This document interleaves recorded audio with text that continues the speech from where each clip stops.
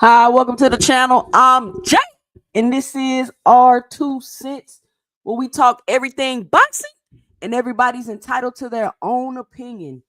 In today's live, we will be discussing Teo getting his way, Charlo exposes boxing, and Brian Norman Sr. talking again, and a couple of more miscellaneous topics that we may throw in there. But before we do that, make sure you punch that like and subscribe button, and make sure you let me know and drop it below your 2 cents as we go throughout the video. Shout out Just Do Boxing in the building, starting off the super chats today with the $2 in the super chat. He says, peace queen, keep building, and smash the like button. Shout out Just Do Boxing.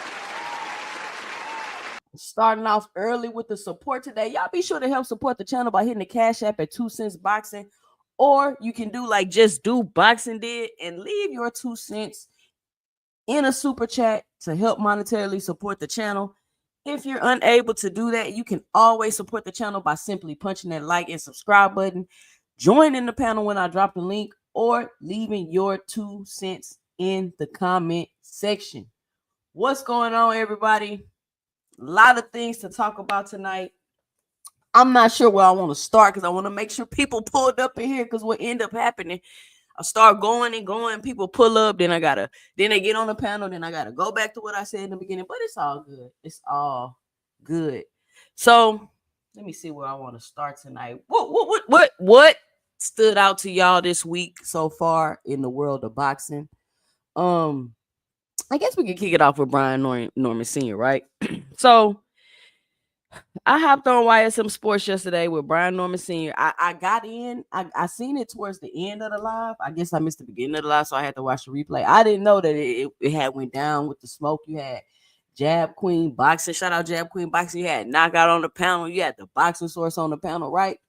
Everybody's on the panel talking to Brian Norman Sr. I know a lot of people got issues with Brian Norman Sr. because I mean, it's not that I dislike or like anybody for real. And it's not like I dislike Brian Norman Sr. It's just some of his tactics and his ways is kind of what I disagree with. But everybody, got their ways of going about things.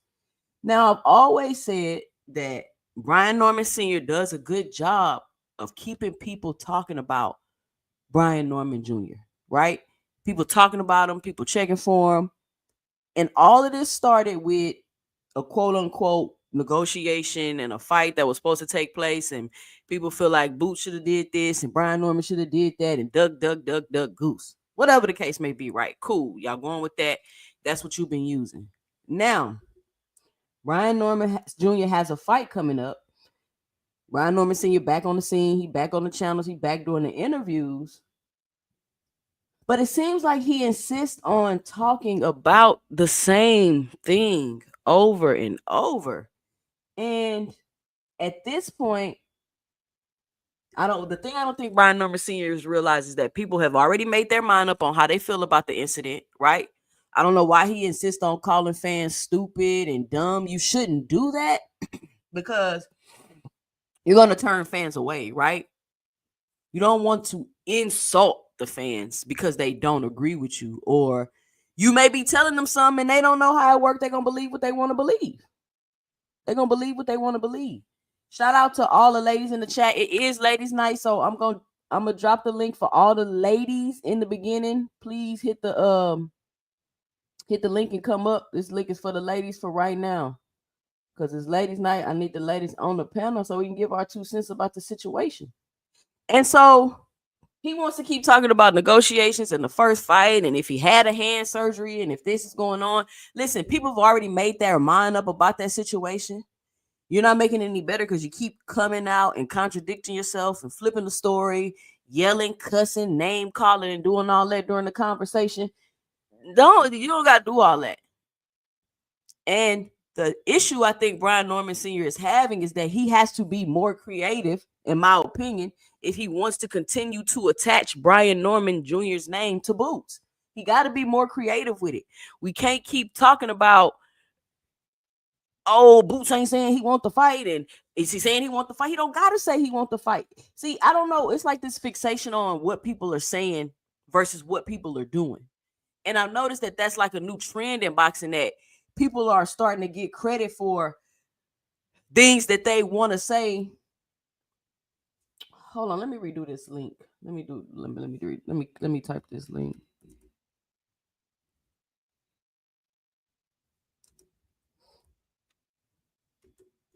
So I can pin it to the top. So Jab Queen Boxing, ladies night on the panel. You was up there with Brian Norman Sr. That's what I'm talking about right now. And I'm just saying that you have to be more creative if you're going to continue to attach your name to Boots. Because the whole, he don't want to fight, why he ain't do like that, it's not working no more. It's not working no more. And people are kind of starting to see through it, or people are just kind of feeling like you ain't really trying to fight Boots like that. Like you're really not trying to fight Boots like that. Or at least that's what I'm getting from it. So I said all that to say that Boots needs to, Brian Norman Sr. is definitely going to have to be more creative if he's going to continue to attach his name to Boots. If they're going to fight, they need to fight. You don't got to sit up here and argue with the fans all day about what happened the last negotiation and your son had a surgery and you wasn't able to fight and do all that. You don't got to keep calling people dumb and stupid and doing all that. Just focus on Brian Norman Sr., focus on his fight, and get to it and keep it moving. There's no need for y'all to keep hollering and yelling out Boots' name. And I feel like you hollering Boots' name, T.O. hollering Boots' name, Eddie saying dumb shit in interviews, and I believe Boots has a fight lined up already. He already has what he's going to be doing lined up. And Boots already told y'all, if I don't say it, don't listen to it. And this going, what's up, Jab Queen Boxing? We got Jab Queen Boxing in the country. What's good? What's good? And this gonna segue me into my next conversation because Boots has already came out and told y'all, if I don't say it, don't listen to it. He's already came out and told y'all that. So now it's this big discussion and big debate about T.O. versus Boots and how Boots should fight T.O. and all of that. And I'm gonna give y'all my 2 cents about that. But first, let me say this about T.O., right? Just a couple of weeks ago, everybody was all in the uproar and upset that T.O. was being racist and saying the N-word and all this other stuff, right? And I said at that, and they want the WBO and all these people to do something, strip him, take his belt, and they didn't. And I said, okay, at that time, what are we going to do as a community since this is bothering y'all so bad, right? And what was y'all solution? For T.O. to get a big fight with Boots. And I don't think that y'all realize that if T.O. get the fight with Boots, that's exactly what he wanted. That's exactly what he wanted. He wanted to be racist. He wanted attention, and he wanted to entice a big fight with a black fighter. And that's exactly what he did. And now Boots ain't fighting T.O. and everybody acting like they in an uproar. Why Boots don't gotta fight T.O.? What reason Boots gonna got to fight T.O.? Even though the fight absolutely makes no sense. It, to me, just to give my 2 cents, T.O.'s not athletic enough. He's not fast enough. He's not big enough. I don't understand what it is. What fight? And let me know in the chat if you're one of those people that want to see the T.O. Boots fight. What fight did you see from T.O. that made you be like, damn, he could fuck with Boots. I want to see him in there with Boots. What fight did you see from T.O. that made you want to do that? Tell me. Jab Queen, you can interject whenever, but what I didn't want to overtalk you because I was furious myself, which is actually why I clicked YSM's link yesterday. I actually made a video on this too. I can't think of one. T.O.'s claim to fame was what, Lomachenko? You know what I'm saying? We all know his power didn't carry. Like you said, he's a small 140 pounder going to move up to 147. He's not actually there yet. So I really don't understand it. They're saying because the other champions are busy, okay, he has a mandatory he can fight. He doesn't have to fight Teofimo Lopez. And I don't know if y'all know this or not, but the deal between him and Devin was actually already done until he found out he was going to get more to fight Boots than Devin. That's when he ramped up even more with his racist antics. Like I'm literally livid with this shit. But continue, please. And that's what I'm saying, Jab Queen. Like, and then when I come out and like speak about stuff about the races, I kind of backed off of it because I see like what the point I was trying to make was kind of going over people's head. All of a sudden I became a coon and all this other kind of crazy shit. But that's cool. But T.O., it's like y'all fell for the trap. What? Who said that to you? You know, I be in other chats and stuff, and niggas don't know Girl, how to act, so please. I'm gonna have to lend you my mouth. Let me know next time. You know, I be going on enemy grounds and talking shit and picking fights, so it's all good. But and it's like it's almost like everybody fell for the trap. Like y'all fell for the trap. And so Jab Queen Boxing, this is what I really don't understand, right? First of all, I don't even understand why anything Turki says is credible. He's the one that came out and said, oh, we gonna do this tournament with Boots and 140 pounders. And even when he came out and said it, everybody was like, Boots gonna beat the brakes off of everybody. You talking about Devin, T.O., and whoever, Ryan Garcia, whoever else you named. So Turki is the one that came out and said that all these fights was planned and all these fights was going to happen. And we know how they go with Turki. So now they're trying to, once again, they're trying to paint Boots as a duck, make it seem as though he's agreed to something that I'm pretty sure he didn't agree to.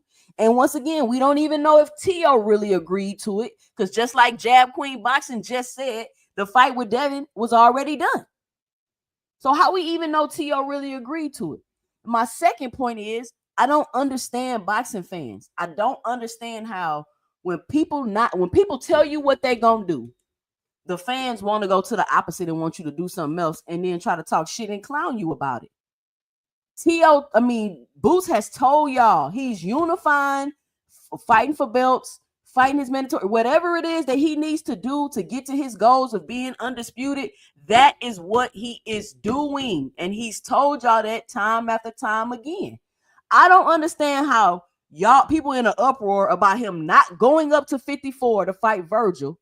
And those same people, because he's a weight bully, he too big for 47, this and that. And then those same people upset because he's not fighting 140 pounder.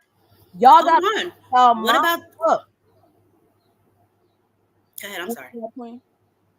No, I was gonna say, and those same people want to crucify Tank because he don't care about unifying. He don't care about the belts. All he care about is money. Now y'all want Boots to not care about unifying and only care about his money. Like it's just ridiculous. That was my next point. Like, and then Tank tell y'all he want to fight for money. Y'all crying because he don't want to fight for belts. Boots tell y'all he want to fight for belts. Y'all crying because he ain't got no names and this and that. And they're like, oh, T.O. will be a name on his resume. T.O. will be a name on his resume. Earl Spence has Mikey Garcia on his resume. And all I hear is Mikey was small. Mikey was this. Mikey was that. But nobody was Mikey was this and that before the fight. Nobody was saying that. But after Earl Spence beat the career out of Mikey Garcia, and it was he was too small and blah, blah, blah, and all this other stuff. If Boots Ennis beats the career out of Teofimo Lopez, nobody's going to say, oh, he got a name on his resume. You know what they're going to say? They're going to say he was too small. He pulled him up. From 140. Mm-hmm. He pulled him up. All he do is pull up fighters and fight nobody with no name. Y'all know y'all going to do that. Y'all want to criticize and hate on Boots for whatever decision that he make, even though the decisions that he's making is doing exactly what he told y'all he was gonna do. I don't understand it. And I feel like it's because he doesn't talk a lot. Like Tank, he's very quiet. People start making up their own reasoning, start spinning their own narratives and making their own truths up when the man ain't came out and said a goddamn word. And yet we have days and days and days of all of a sudden Boots is ducking Tio. Like, where did this come from? How did we get here? Shout out to Mr. Greg with the hold on, y'all. They did something to they moved around my thing on my StreamYard. Shout out Mr. Greg with the $2 in the super chat, with the $5 in the super chat. He says, good evening, 2 cents. And what's going this evening? Put this in the coffer, sis. Are the ladies getting things started tonight? We are all here for it. Shout out Mr. Greg. Yes, it is ladies' night. We do got Jab Queen boxing on the panel. Any other ladies in the chat? I wanted while you mad Toya up here. I don't know what happened to her, but what you said, Jab Queen? Oh, I said I was trying to figure out how the hell we got here because literally the man has said nothing, and we've had days and days of obviously Tio and his rants his rants and everything else he's been going on, calling him a bozo, acting like Boots is scared of him. I don't think for 1 second anybody thinks that Tio can beat Boots. So why would Boots duck Tio? But this is the thing. Everybody's like, oh, Tio need his ass whooped. Tio need it. That ain't Boots' responsibility. That's not Boots' responsibility to beat Tio ass because he says something racist. But he has his career he's focused on, y'all. He's 140 pounder, and let's be honest, Tio ain't really looked that good since the Loma fight. I mean, he had the Josh Taylor fight, but let's be honest, Josh Taylor's done. He been at the weight class entirely too long. I want everybody beat that boy to death. I want anybody that want to see Tio fight Boots, tell me what fight before Tio and Turkey started talking about this fight. What fight did you see that made you be like, damn, Tio, I want to see Tio in there with Boots? Now all of a sudden, Tio is good. He got good footwork. He'll give Boots trouble. He'll bliss and this and that. You talking about Tio that couldn't even do nothing with Jermaine Ortiz? The same Tio that Arnold, who was that? Cambosis beat the brakes off of that Tio? The same Tio that got puffed up by Claggett? This is the Tio y'all talking about? It just seems like it's a concerted effort. I like Boots.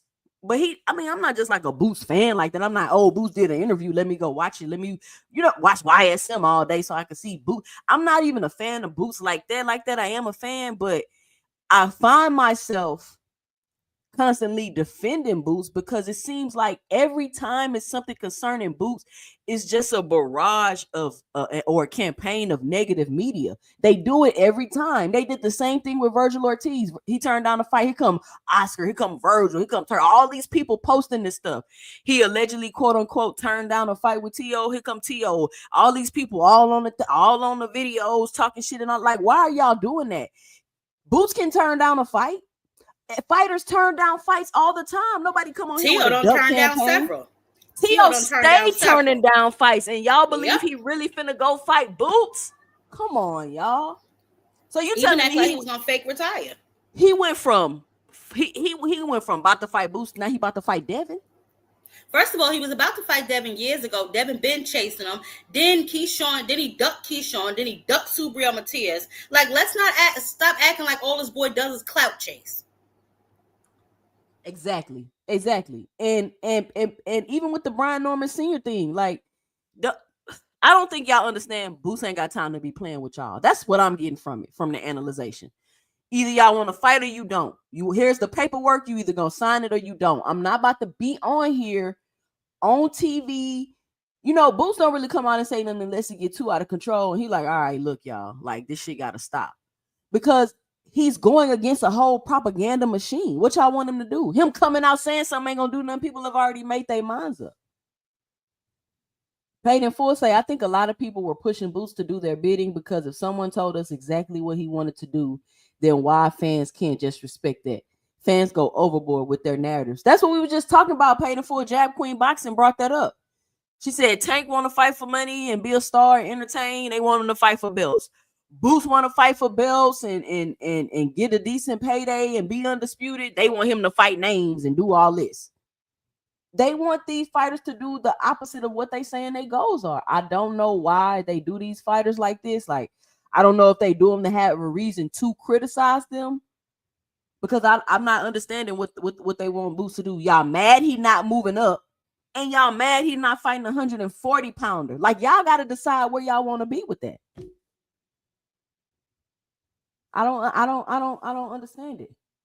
Miss Barbara D said, y'all leave Boots alone. Miss Barbara D, you can click the link. It's ladies' night tonight. Coach Eddie say that's Tim Bradley capping. Honestly, Tim Bradley did start this with the whole. Yeah, he did snowball this kind of thing with his egg ass head, but it doesn't matter. Like, people need to learn how to think for themselves. Seriously, like, the whole sheep mentality is getting old. We're adults, bro. You can't distinguish the difference between somebody who don't got time to be running around here fighting smaller fighters. I was listening to something earlier, and they was like, yeah, I mean, T.O. small. He could do this with him. He can do that with him. So you basically want him to cherry pick him, and then y'all not going to give him no credit. So what would be the point? What does Boots have to gain from fighting a Teofimo Lopez?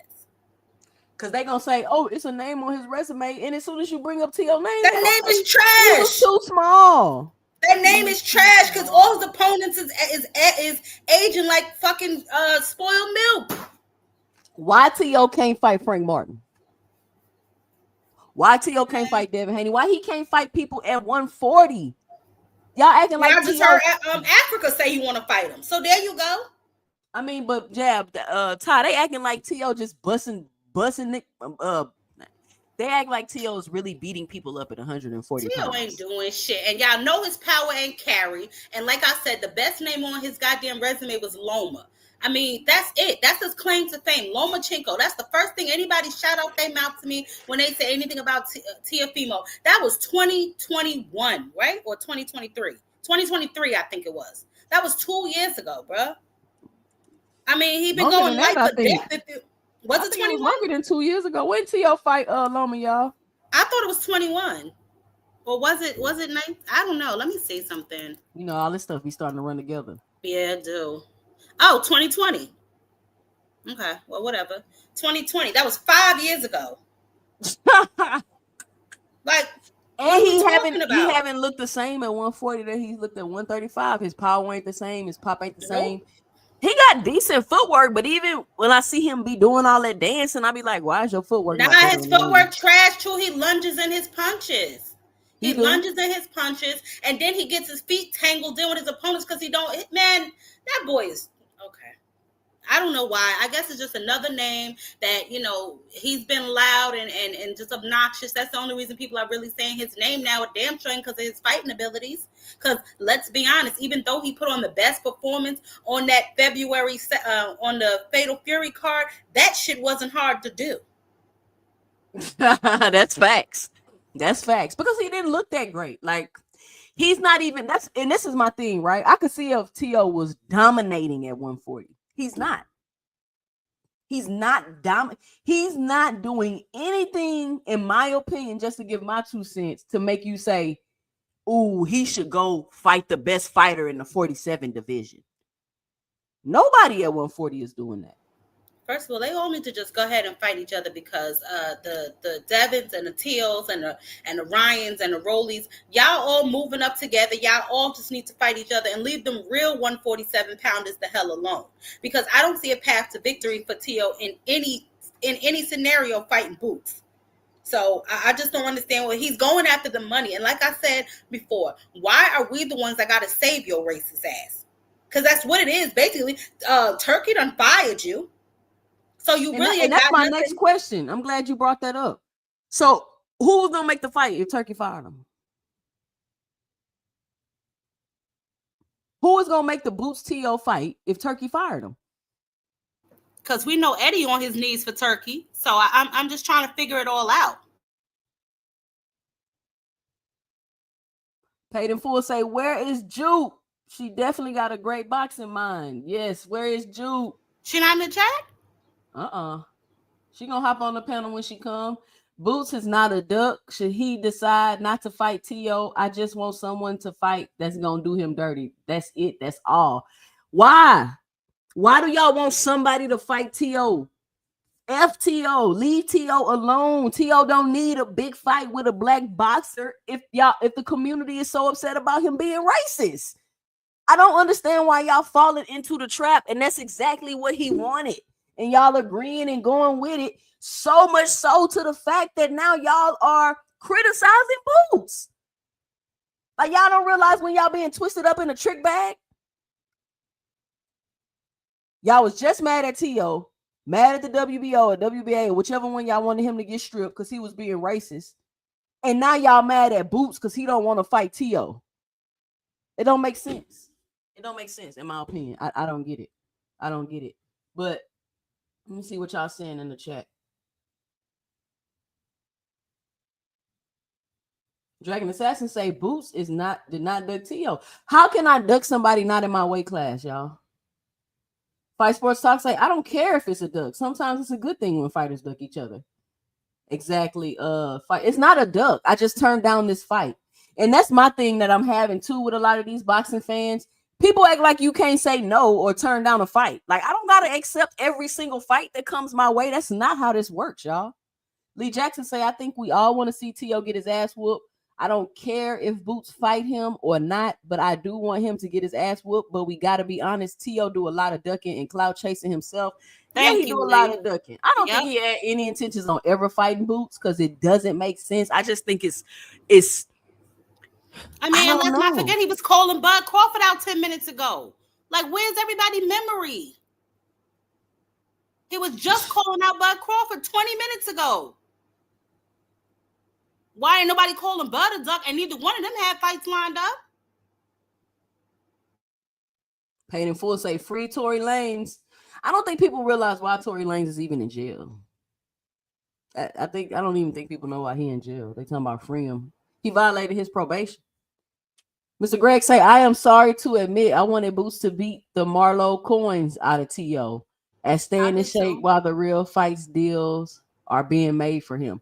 I mean, that's cool. My thing is, though, if you wanted him to fight him, like I said, if they was going to make the fight, cool, it don't make sense.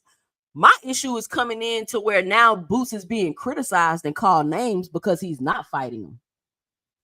Like, why? If he fight him, cool. If he don't, he just move on by this day. This nigga Teo is crashing out, bro. He's just crashing out. Every time he online, it's always something, yo. 1 minute is pray for me, help me out. Then the next minute is antagonizing black fighters. Now you done antagonize Turkey to the point where he said, "The hell with you." So I mean, he's really spiraling out of control and he's grasping at straws. All things say, Stefan say he called Tyson Fury out the other day. Hell no. Let's see. The black community, Boots, Bud, or Tank beat T.O. ass. Devin is not the man for the job. Why we can't find a Mexican to beat T.O. ass? Hello. Like, I don't like y'all. Hold up, ain't Emiliano Vargas at one? Oh, they friends. Well, so what? Emiliano Vargas is at 140. But I'm saying though, like, either Boots, Bud, or Tank. That's a big fight for T.O. That's exactly why T.O. was doing that. To get a fight with Boots, Bud, or Tank. You get what I'm saying? So I'm just making the point. Listen, I don't care if they fight. I'm not saying they shouldn't. I don't care. I don't really have no dog in the race. I'm just pointing out that T.O. was doing all of that to get a big fight with a black fighter. So if this is what we now want for him to get a fight with a black fighter, we are siding with T.O. Does that make sense? We're agreeing with T.O. You may not agree with the way he went about trying to get the fight, but you're agreeing with him getting the fight and supporting him financially because you're going to pay to see the fight. And that's exactly what he wanted. If people are that upset with T.O., this is not what we should be pushing. That's all I'm saying. Just like Coach Eddie say, freeze him out, no payday. That's how you handle somebody when the authority that's in charge, like the WBO or whatever belt he got, that let him slide and didn't take his belt. Now we got to take it into our hands. We don't promote and push for him to fight a big black fighter. We do the opposite. If you really had a problem with it, that's all I'm saying. T.O. is not talking bad about Mexicans. What's your point? He's basically saying because he's talking bad about black, somebody black should do it. But no, because that's exactly what he wants. Let him go fight somebody else. Go get money with people that look like you. Since all you want to do is shit on black people, you talk about us, banana this, banana that, where that nigger at, and all of that other shit. Go get money with somebody that look like you then. Let's see how far you get. D Free Sports Talk in the building. He said Gary Antoine wants to fight him, but T.O. won't say his name. That's what I'm saying. There's people at 140 for T.O. to fight. Let T.O. beat Gary Antoine. Let T.O. beat Frank Martin. Let T.O. beat Matias. Then let's talk about him going to 147 to fight Boots. Then I could be like, let him dominate those fighters. Then I could be like, oh, okay, cool. Let's see him fight Boots. But as of now, no. People, if they want to, cool. But if Boots doesn't want to, that's cool also. The criticism is what I'm saying is not fair to Boots. One, he probably already got something lined up, which is why they're doing this in the first place. Two, I don't know what the Eddie Hearn be doing and what he be saying in these interviews and why he be like the underhanded comments and the trying to paint a perception of Boots. Like I don't really know what's up with Eddie in that. I don't know if it's being read the wrong way or taken the wrong way, or I don't know, but it don't seem cool in my opinion. Jermall Branch say, I'ma push it. T.O. need to get his ass whooped by a hard-hitting black man. I mean, that's cool. Jermall, you entitled to your 2 cents. We're not just show ponies, bro. Like this is like I just don't, man. Coach Eddie say the problem is he can't beat those guys. He can't beat Boots either, Coach Eddie. He can't beat Frank Martin. He can't beat Matias. He can't beat Gary. I don't even know if he beats Keyshawn. I'm saying it's a lot of fights for T.O. at 140. It's a lot of fights for T.O. at 140. I don't know what T.O. doing. And I don't know how we crying about a Boots fight when he just said he got fired by Turkey. So is he gonna make the Devin fight? Like, what's going on with that? Why nobody like, okay, well, he ain't fight Boots, he fighting Devin instead. What's the problem? What's the problem? Y'all want him to get beat up by a black man? Devin can beat him up. I mean, I don't know to say. I think that might be going a little too far. No, I don't Devin know the if face of Devin. boxing. He the face of Sure, boxing. sure, all that good shit. But I'm not really confident that Devin can get done what I need to get done. So I understand everybody's frustration, but at the same time, like you said, that's exactly what he wants. He wants a big payday with a big name, which and it shows you what he wants because he turned down the Devin fight once he realized he was getting less to fight Devin than he would to get Boots to fight Boots. That's what I'm saying. He just want a payday. And I don't know why he's not being accused of that. I don't know why he's not being accused of just wanting a payday. Adrian Villarreal say, I kind of wish Boots would have took Teo fight. I heard Boots is getting a nice bag helping out Duck Mello for the Bud fight. I don't know how true that is. And I don't even know if it's going to be a Bud fight. That little, they venue still in the witness protection program, so who knows? The venue, the network, the day, all of it. Jab Queen Boxing. And I'm glad y'all brought this up. We could switch gears for a minute. Oh, hold on. So it's not on the 13th no more? I don't know. The last I heard, it was on September 13th. It was being broadcasted by the Selma, which is a Riyadh season broadcast station, but they don't have a venue. I know Canelo and Bud wanted in Vegas, but Turkey don't they not have like a promoter's license or something, so they have to do it in Saudi? That's a good point. I just know the last interview I saw with Canelo, he was speaking in Spanish, and I was reading the words, and he said he wanted it in Vegas so his fans could see it. Well, I brought it up because I ain't said nothing because I wanted to see if anybody else was gonna say something. Because it was video after video, live stream after live stream when Tank Davis had to change venues, and I just think it's strange that nobody's saying nothing. Nobody is talking about how everything Turkey said about the Canelo Crawford fight was a flat out bold-faced lie. You didn't have he told you a venue, he told you a day, and he told you a network. All flat out lies. They had tickets on sale to a venue that they didn't even have booked. Flat out lie. This shit sound like a scam, y'all. I about to say that shit sound like a pyramid scheme. This shit sound like a scam. Canelo telling you, oh, he want the fight in Vegas. Like and this is the thing with Turkey. He comes out, he says a bunch of things, and I don't know if people think like, oh, he's a traditional boxing person or whatever. Like if he say something that means he's done it and it's set in stone because he presents it like that, when he just coming out and saying what he wants to happen. Just like he came out and said he wants this tournament with Boots, Teo, Ryan, and Devin. Like, why do you want a tournament with Boots and all these 140 pounders? And I'm sure Boots didn't agree to that because none of them niggas got no belts and none of them is what he said he wanted to do. So Turkey come out and say something and push it, and then when it don't happen, y'all mad at the person that didn't even agree to the shit. Well, and then I was listening to the Porter podcast. Let him tell it. It's not Turkey's fault. He's just a fan with money trying to make fights happen. So, they're already giving him excuses as they've been since he stepped on the scene. They're not holding him, like you said, accountable for anything that he does. But yet they want to tout that Turkey's good for boxing. How? He can barely lock down a venue. He doesn't know how to promote a fight. And I mean, this is a shit show. Just like he called in the middle of his last press conference. Why would you do that? To talk about some fights you want to happen after these fights. Exactly. Like, what are you doing? What are you doing, bro? And why he sliding with this? Why is he sliding with this? Nobody pointing it out. Nobody saying nothing. And as soon as you bring it up, here come the Turkey Johnson bouncers. He putting on the fights the people want to see. He putting on the fights we want to see. He putting on the fights we want to see, and they look like trash. Why these fighters don't want to fight for Turkey? Why Turkey don't want fans at the fights? Why Turkey don't want the fights in America? What the hell, y'all? Yeah, and I don't know all things if he's even good for boxers because I heard that he ain't even paying the ones he don't like.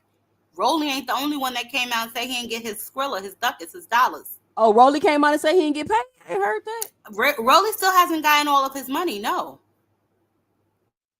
Wow, where's the videos? I ain't heard that. Where you heard that at, Jab Queen? I was watching probably one of Rolly's damn lives. I'm gonna look because I be keeping folders on these guys. But that and I don't who else? I don't know if it was Adamas, but oh yeah, and he's paying them to take. Well, we heard Skull say he paid him to take a dive. And then Charlo said it last night at his presser that these fighters be getting paid to take. It's all over the place. Like it's all a mess. Turkey is not good for boxing. He's coming over here just doing what he wants. He's treating them like they his own personal dolls. Look, now he's done with David Benavidez because he don't want to fight at Alcatraz. Alcatraz not even open. Like this guy is all over the place. Mr. Greg say, I don't think Turkey nor the new boxing company they have is licensed yet, and Vegas isn't having it. Absolutely. Kamani says because he thinks this is a boxing game. Yep. And not real boxing. Kamani, this is ladies' night. You definitely can click the link and come on the panel. Stefan say we got Ngannou versus Fury and Joshua though. And Ngannou versus Fury, you can go back and check my content. That was a bullshit ass fight. It was unfair to all the other fighters in the heavyweight division for Ngannou to step in his first fight and fight the quote unquote best heavyweight at the time and make $20 million. How was that fair? That was some bullshit, Stefan. It really was. And then Ngannou got to fight Fury and Joshua, the two best heavyweights, for his first and second fight.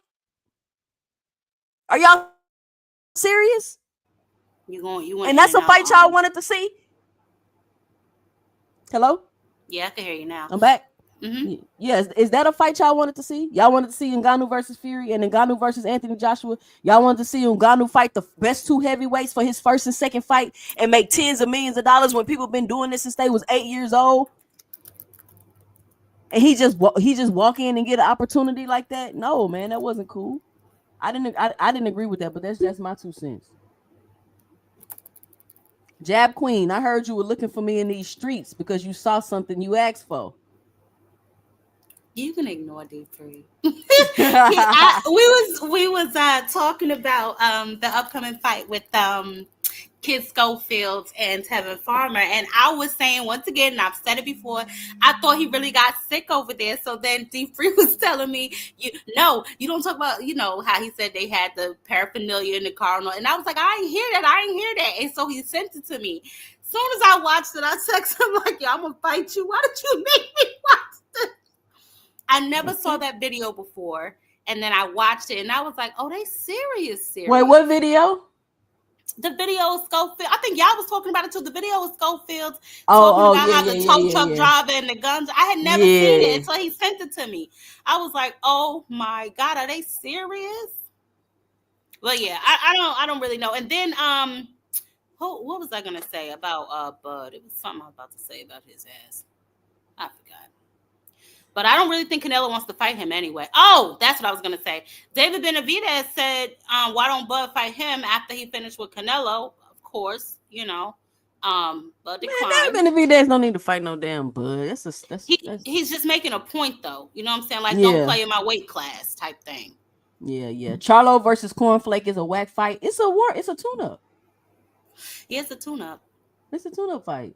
I mean... Richard come in now. We don't know if he really made that kind of money. Too much capping around the Riyadh stuff. Oh, that Riyadh season stuff is coming to an end. Like, especially after Bud coming out saying he. So let me ask all the Bud Johnson bouncers, right? Bud allegedly got $10 million to fight Avanesian, but he about to get $10 million to fight Canelo too. That sound right to y'all? Bullshit. I thought Bud was getting 50 million and 75 million. He said he getting 10 million to fight Canelo, flat fee, no negotiating. 10, you take it or leave it. Ain't that what he got to fight Avanesian? So where's this big payday y'all been crying about that Bud getting? He ain't getting no damn. I mean, 10 million, of course, that's a big payday. But I'm saying comparatively to what y'all been lying about, he not getting that. If the fight even happens. Because I'm hearing ain't nothing signed. Canelo having an issue because it seemed like Turkey trying to trick him into fighting in Saudi. That's what it's looking like to me. He's trying to trick him into fighting Bud at all because I'm telling you, Canelo does not want to fight Terrence Crawford. He don't look enthusiastic. He don't look into it. At the Skull press conference, when they asked him about it, he shut it down. When they did the fake face-off in the ring, he looked like blah. Like he don't. I mean, I guess he's a part of that 4-fight deal, but Canelo don't really look like he's feeling it to me. Yeah, Canelo look like what the fuck? Like he look like he don't know what's going on. That's what he looked like to me. We believe what, Rich? Fellas, y'all can call in. Number scrolling across the bottom of the screen. Fellas, call in. Ladies, click the link. It's ladies' night. We on the panel. 281-845-2103. Fellas, you can call in. Benavidez is trying to give us the best fight available and ducking no smoke. Benavidez and boots over everybody. Absolutely. I hear that. Jermall Charlo, whom has been quiet. Now he's vocal, pushing some good points on the boxing. So that leads me to my next topic, which is Charlo exposing boxing. And y'all know Fridays is the review show. So we're going to review some videos. Let me find this video of Charlo. Take it over for me. Hold on. Yeah, Charlo, I'm glad he's back, number one, because he definitely provided some good insight on what's going on. I expect him to win, and I don't know if LaManna's going to get knocked out because he has been out of the ring for what, 2 years now? He's not. Hello? Go ahead, Jack. I got a caller on the line. Go ahead. I got to set it up. Well, you want them to talk or you? Oh. No, I got to set it up. Go ahead. No, I was saying that he should pretty much take care of LaManna. He should get warmed up, maybe get him out of there by like 7 or 8 if he's truly back. But this is a tune-up fight. He did say that he wants Caleb Plant. He wants Canelo afterwards. So we're going to see. He's going to just get acclimated to 168, I believe he at now. And then after that, we're going to see. His brother, he said, is coming back too. Caller on the line. What's your name? Where you calling from? What's your 2 cents? Put a 1 in the chat if y'all can hear the caller. Y'all hear me? This Rich. Hey, I want to talk about that Terrence Crawford stuff because the other Rich said something about it, right? And I feel like that. I think Terrence Crawford was being funny. I really think that he made $10 million fighting Jermall to be on the main event in Cali. I really think that he made that off of that. So 2.5 is what was reported. Who reported that? Terrence or just y'all just heard from some blog or something? The commission or whoever has to put up their purses in that state. It was a legit source. I don't think he made 2.5. I think he made more than that. But I don't think he's making 10 on. Why you think that? Hold on, let me ask you a question, Rich. Okay, you said you don't think he's making 10 million, even though Terrence Bud Crawford said it out of his mouth, and you don't think he made 2.5 million for the Jermall fight, even though that was what was legally reported. Listen, if you really believe that he was being serious on that interview when he said it, then y'all need I can imagine what guys be saying to them. If you really think that man was serious, then I guess it is what it is. But I don't think he's making 10 million. Why would he not be serious? Why would he not be serious? Because it was all if you looked at the whole interview, not just the snippets of it that popped up, you know what I'm saying, shit like that, you would tell that he was being sarcastic the whole time that he was talking on that platform. Everything he was saying was being funny, and you know sometimes it'd be serious. He just the way he said it after it, he said, "It ain't no 10 million, man. It's way more than that." But if you look at it, you'll see that it was all sarcasm. And why do you assume that it's way more than that? This is my first time hearing it. I really want to see the blog site, whatever that said they made 2.5, but. Can somebody put the link of the numbers that report the purses of the fighters for that fight? Because I mean, Rich, it's nothing. If you can't believe what Terrence Crawford say out his own mouth, I don't know how nobody gonna convince you of anything else. I looked at the whole interview. He was being funny the whole time. He was playing around. He was playing stuff. He was being funny the whole time.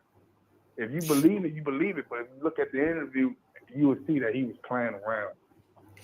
But Rich, why do you think he's getting more than that to fight Canelo?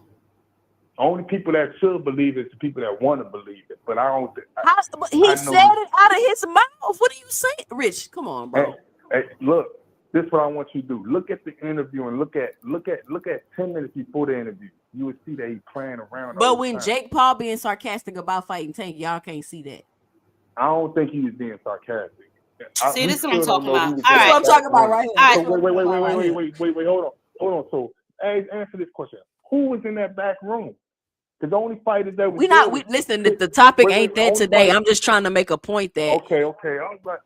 When Jake is obviously being sarcastic and laughing and bullshitting, it's Jake said he fighting Tank. But when Terrence Crawford say out of his own mouth in an intimate interview that he's getting paid $10 million, I don't think he getting that. He lying. Like what? So Terrence Crawford lying. So this nigga lying. So you can't believe what your favorite fighter say out his own mouth. I'm telling you, look at the interview. I'm not telling you that. If you look at the interview, you would tell that he was playing around. But if you looking at like parts of it, if you was looking just at parts of it, then you could believe it. I can see why you believe it. But if you look at the interview, then you be like, dang. You know what I'm saying? So Paid in full say, man, I really don't believe he was playing. Let me pull it up. Let me find it. Somebody put the link in the chat, please. Come on, y'all. Help me out. Put the link in the chat. What link? To the interview. Yeah, look at the interview, man. This the review show. If y'all got videos and stuff y'all want to review. He's playing around and all that stuff. And it's funny because I was looking at another show earlier. Who I was looking at? Somebody Showbiz. And Showbiz said it best. Showbiz said it, man, if he played around like this and if he had this type of sense of humor when like to like promote his brand, then he would be a more better, you know what I'm saying? His brand would be way better. But he don't got that sense of humor when it comes to like doing other interviews. Like he ain't got that type of he ain't got that sense of humor because it's funny how you about to get this $10 million when you've been lying this whole time. Yeah, that shit hilarious. Man, look at the interview. What he say? He gonna say, "I'm getting $10 million. Yeah, I'm doing it for legacy." He's playing around. You can hear it in his voice. Why is he playing around all of a sudden when he's not normally like that, Rich? Because the guy asked him, he said, "How much you making for this fight?" He said, "Oh, you making $10 million?" He said, "Yeah, you right. And I am making $10 million." Come on, man. Like, only a blind man can see some shit like that he playing around. All right. Man. I guess, man. It is what it is. I mean, that's what he said. But when anybody else playing around and sarcastic, y'all can't see that. But okay. Nah, it's not. With Jake, I believe Jake Paul was being serious because we still don't know who was in back of that locker with him or none of that shit. When they screamed out Shakur's name, he said, "Was he back there?" Only people we seen was Pitbull and whatever the guy name is, Jake Paul. That was there. That could have been potential people 135. So it couldn't have been Pitbull. It could have been Pitbull. It could have been. Here goes somebody else. Turkey gave Bud 2.5 to headline versus Jermall. That's what I'm saying. Where do they say? Where is this shit at? It's put the link, y'all. Put the link, y'all. It was reported. I seen the paperwork and everything. He could have clearly tried to fight Earl Spence again and made that much money if he wanted to make 2.5. He made way more money to fight Earl Spence. That's I'm saying. He could have if he made 2.5 to fight. It's not about this, and this is what y'all don't understand about Terrence Crawford. It's not about him getting these huge, gigantic paydays like he acting like he want. It's about him getting a decent payday for an easy fight. I don't know why y'all never seen it. I want to know where's the link or where do they say he made 2.5 at? I'm waiting on somebody to put it. You can look it up. Rich, you can easily go look it up yourself because we could tell you and show you, but if you don't got no verified real facts. Everything is not verified. What did you look up? What did you look up? I'm gonna do it again for you. Man, somebody please put the thing in the link in the thing. KO might have it on his page. Let me see. I see it on the thing. That a guy put that they got on the AI review. It say he earned a disclosed purse of 2.5 for his fight against Injured.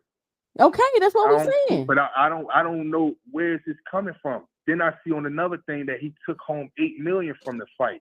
That's what I'm saying. It's different stuff. What's like? I'm about to see if I can find it. Then I see on another thing, August 1st, he earned over $10 million. I don't think Turki playing around when it comes to that money, man. He definitely playing around when it comes to the money. Several fighters are saying they ain't got paid. I never he heard owe no money. I never heard who he say he owe money to. Rolly just complained they didn't put his money in escrow. Jab Queen Boxing just said Rolly said they ain't paid him all his money. He was talking about it on one of his lives. You had another fighter that came out and had to start a GoFundMe page because they ain't paid him. It's been several fighters coming out saying Turki ain't paying them what they supposed to be paying. I heard several fighters that said Turki paid them niggas way more than they worth. I heard several promoters say Turki's doing that. I heard certain promoters getting mad at him for doing that. So who we gonna believe? It could be both. It could be both. We only believe in. That's what I'm saying. We only believe in what we want to believe. If we don't like this person, then we're gonna believe this person. If we like this person, we're gonna believe this person. I believe he's overpaying fighters, and I believe he's not paying fighters. It could be both. Could be true. Both could be true. Yeah, man. That man. He showed favoritism. That's what we're talking about. That's what I'm saying. And the most favoritism he's been showing is towards people like Terrence Crawford, to Canelo's, to the Tyson Fury, to the Usyk. Those are favorites, you know what I'm saying, that he's been showing, right? Come on, man. I don't see what favoritism he showed to Terrence Crawford. Make sense, man. You gotta make it make sense. He showed him favoritism because he was holding his hand in the ring. He's been showing favoritism towards. Every time he's sitting somewhere, he's sitting next to Terrence Crawford. Every time he's doing something, he's with Terrence Crawford. So he gotta be showing favoritism. No, that's not showing favoritism, bro. Terrence Crawford, I mean, come on, that is true. I can tell you who he not showing favoritism to and shitting on: Shakur Stevenson, Devin Haney. Yeah, he definitely doing that with them. He definitely, but I don't think that Rolly. He definitely doing that with them. I'm not disputing that. He definitely doing that. He definitely. I wouldn't even stay with Devin Haney because Devin Haney already put his deal in with him. They already negotiated. Devin Haney said all bucks. Devin Haney said, man, I think Bill Haney or Devin Haney said that they had a plan. They was gonna put out this or whatever. They was gonna negotiate and shit like that, right? Devin Haney said out of his mouth. Bill Haney said out of his mouth, man, when they came in there, he said, Turki said, yeah. He said, they ain't had to do no negotiation. That's what I'm saying, like. So and that's because he said Turki made them an offer they couldn't refuse. And my question is, damn, like, what's an offer you can't refuse? Like, man, I don't.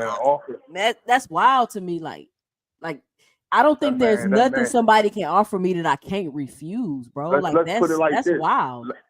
Let's put it like this. Devin Haney, I don't think he spent all his money on watches, but you got Judas coming out saying Devin Haney spent the most money in one day on watches. He spent, I want to say, $800,000 on just 2 different watches after that fight.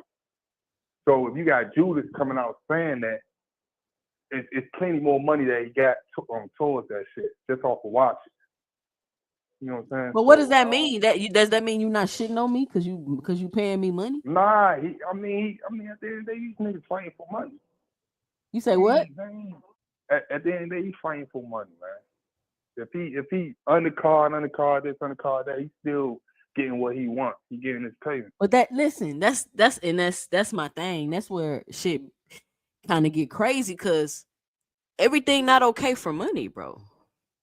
But it's on them. But hey, you getting paid, but everything not okay for money. Like you got me on this undercard of the nigga that cheated me and all this, and part of me was like, did Devin fight like that because how Turki did him? You get what I'm saying? Like Devin like, fuck it, I ain't about to do nothing, about to run around this ring and just win this fight.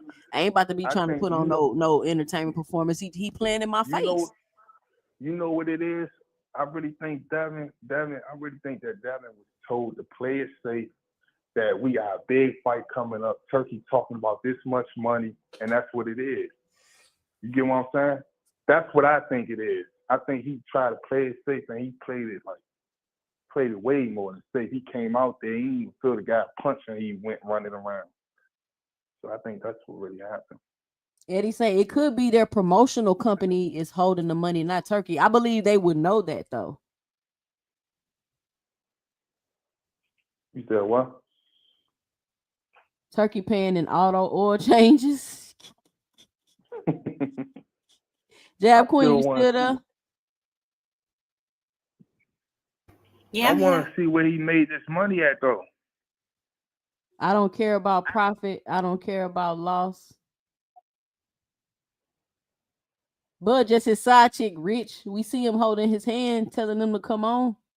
Man, it's okay, and if he's his side chick, I'm pretty sure he paid more than 2.5. Crawford was getting paid $1 million, $2 million, $3 million, and that was back in like 2018. D Free say this dude just don't want to listen to facts. He just think everything is hate. This is the problem. Just have an open mind to the facts. Stop thinking everything is hate. You, Rich.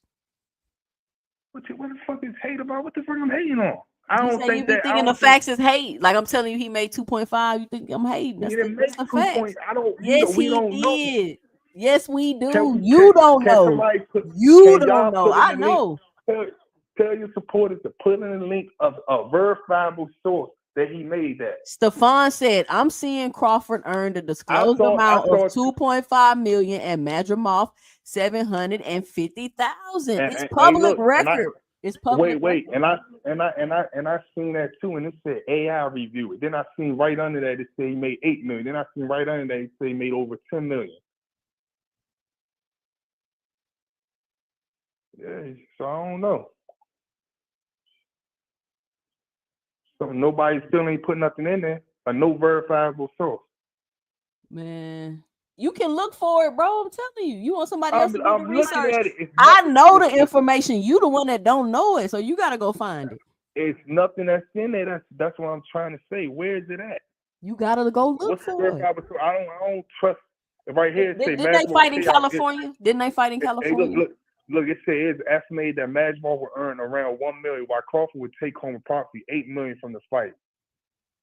That's what it say on here. Then it say right here, it say earned the disclosed person 2.5. Then it say that Madrimov earned $750,000. That's two different sources. You want me to keep going? Let's just keep going on. Where's the real source at? Go look at the California. It seems like they don't like the truth. They like running off the first thing they see. And the rest in crypto. You got people in your thing saying that's the first thing that pop up. 2.5, so you supposed to believe that. Come on, $8 million a fight. Madrimov sound crazy. And he got $8 million to fight Madrimov, but he gonna get $10 million to fight Canelo. Come on, man. Man, they say he paid them guys so much money. He said I got to be paying. He paid Shakur more money than that to fight the what's that guy name?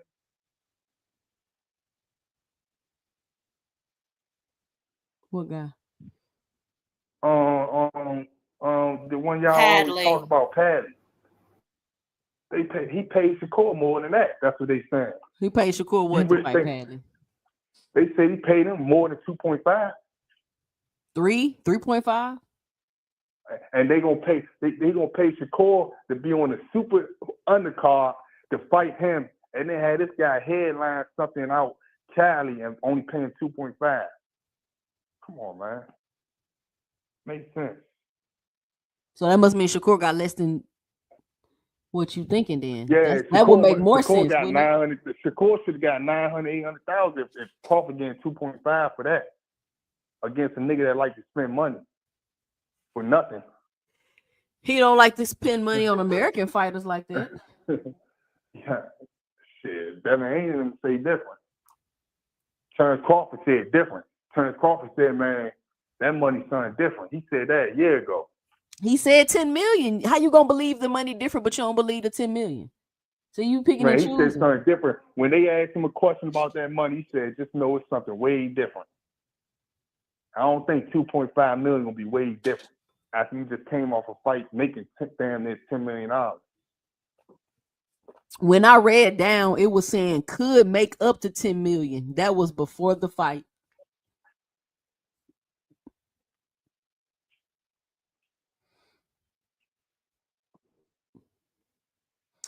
Well, I don't know, but let's check out this video. All right, Rich, that's all you got for the show. All right. Yeah, I got. I'm gonna open up the panel in a little bit. All right, thanks for calling in. So, switching gears here, Jermall Charlo came out and exposed some things about boxing. Let me see if I can find the video. And y'all know what? You know what, Jab Queen? What?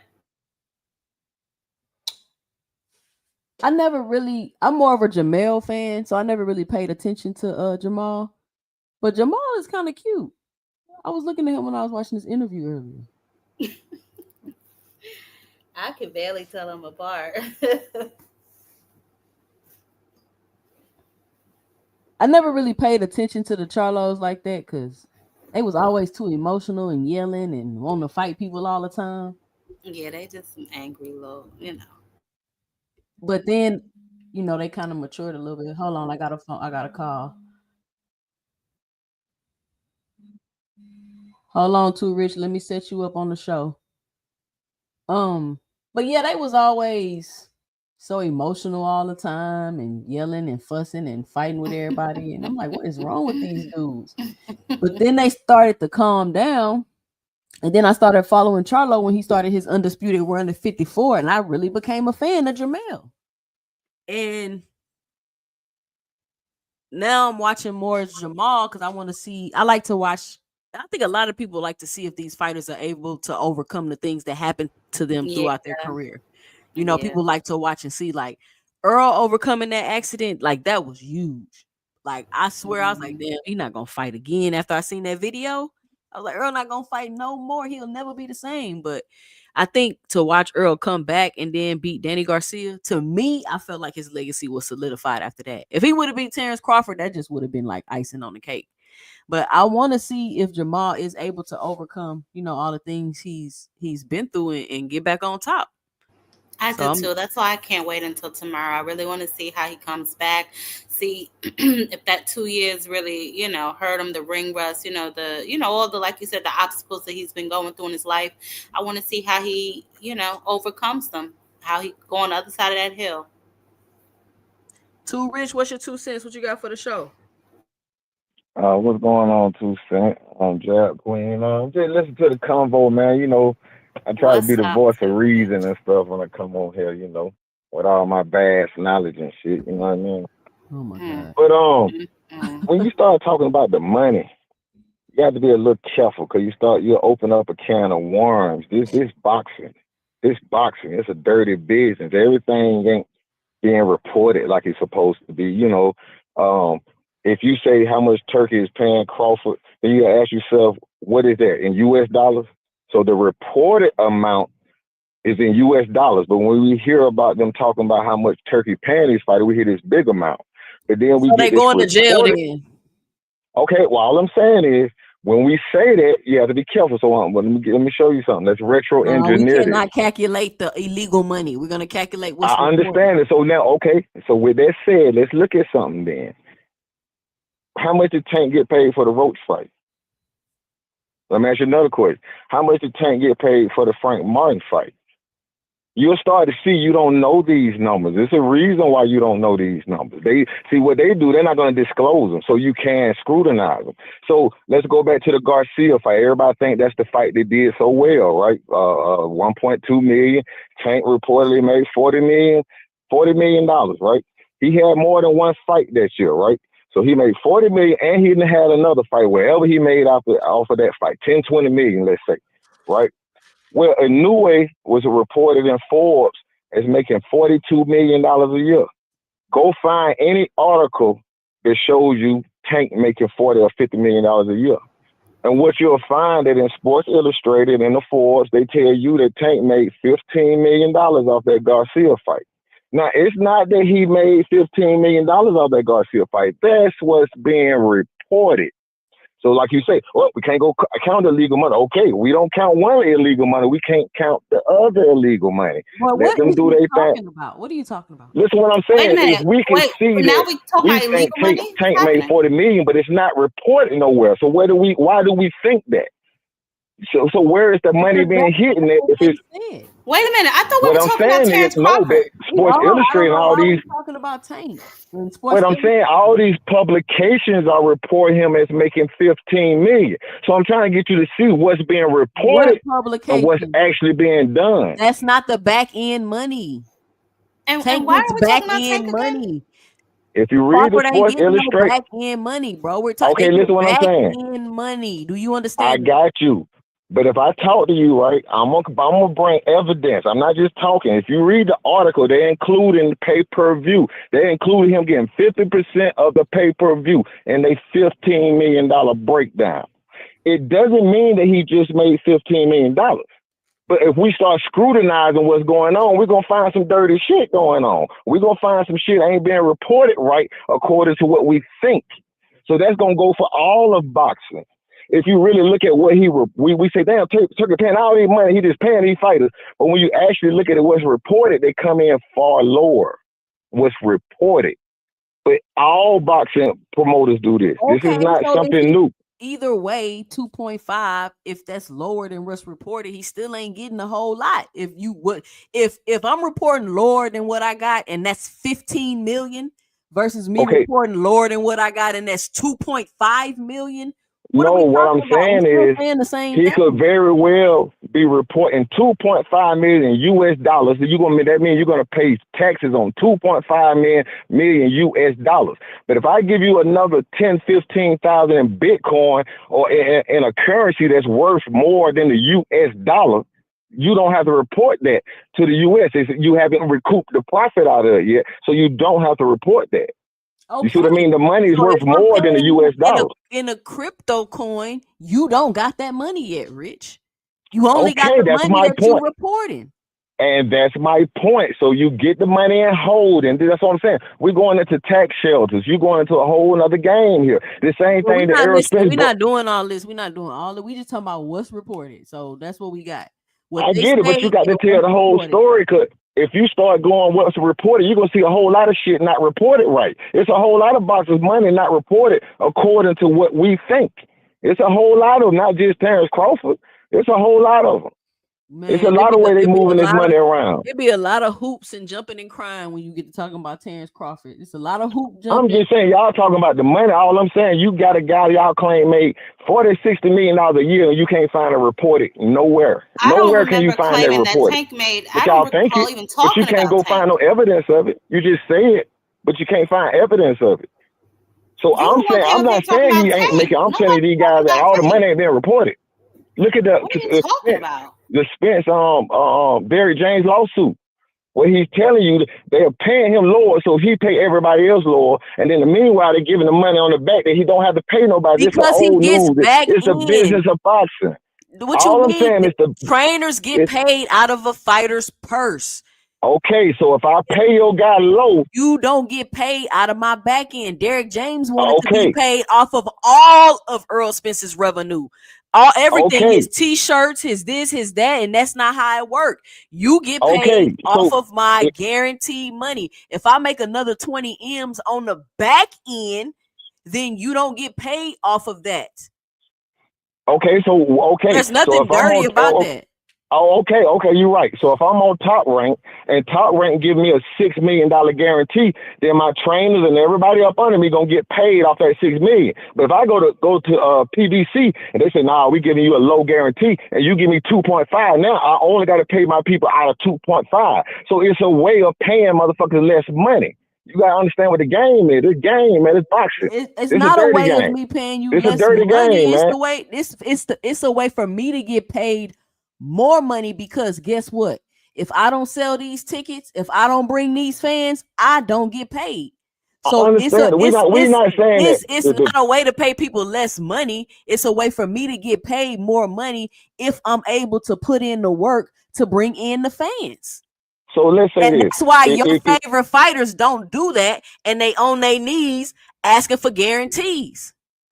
Okay, I get what you're saying. I get what you're saying. But what I'm saying is, if you look at some stuff, you look at Errol Spence and talk about Al Heyman, they would say, Al Heyman taught me about all the investments, all this and that. He's showing them what to do with the money. That's all I'm saying. It's a business, though. How you do the money, what's reported, it's a business. When you start looking for moralistic shit, you're not going to find it in boxing. You're not going to find it in boxing. It's a dirty game. You see what I mean? It's advances, a whole lot of stuff they'll tell you about. By the time them folks get paid, they probably get half of that money. You see what I mean? Listen, I agree. And they stuck in 360 deals and all kind of crazy shit. All kind of shit. That's all I'm saying. I'm not saying it's wrong or right. I'm just saying, hey, man, we're going to open up too many skeletons if we talk about this. That's all I'm saying. That's all I'm saying. I'm not saying whether you're wrong or right, but hey, we're going to look all over boxing and see that shit. You see what I'm saying? If we start opening up everybody the back of their books and shit, you see, we see a lot of crazy shit. Like if you go look on Forbes right now, the article they got with Terrence Crawford and Gervonta Davis, they're telling you Terrence Crawford made more money than Gervonta Davis. Most people won't think that, though. Most people don't think that, but they got credible sources. They have credible sources dated 2025 right now that you can look up. I get it. It's kind of hard to look at that stuff. I'm just telling you what Forbes magazine say. I know what the populace on YouTube say. Do you know you can pay to get magazine say. Do you know you can pay to get stuff in Forbes, Rich? Do you know that? Well, where else you can get your information from there? You can't get it from your YouTube creator. You can't get all of it. Can't come from where everybody thinks in the narrative. You got to get something from something. You got to get something for. I guarantee you, when they say something that support what you believe, you're gonna use them for sources all the time. Every time somebody say something that you like, you use them for a source. D-Free when they say what you don't like, you don't need a source all of a sudden. D-Free Sports Talk say, what are you talking about? 15 million is not 50% of the pay-per-view. If they did 1.2 million pay-per-view at $79.99, that equals $47 million, almost $48 million. So okay, look, did I argue the point?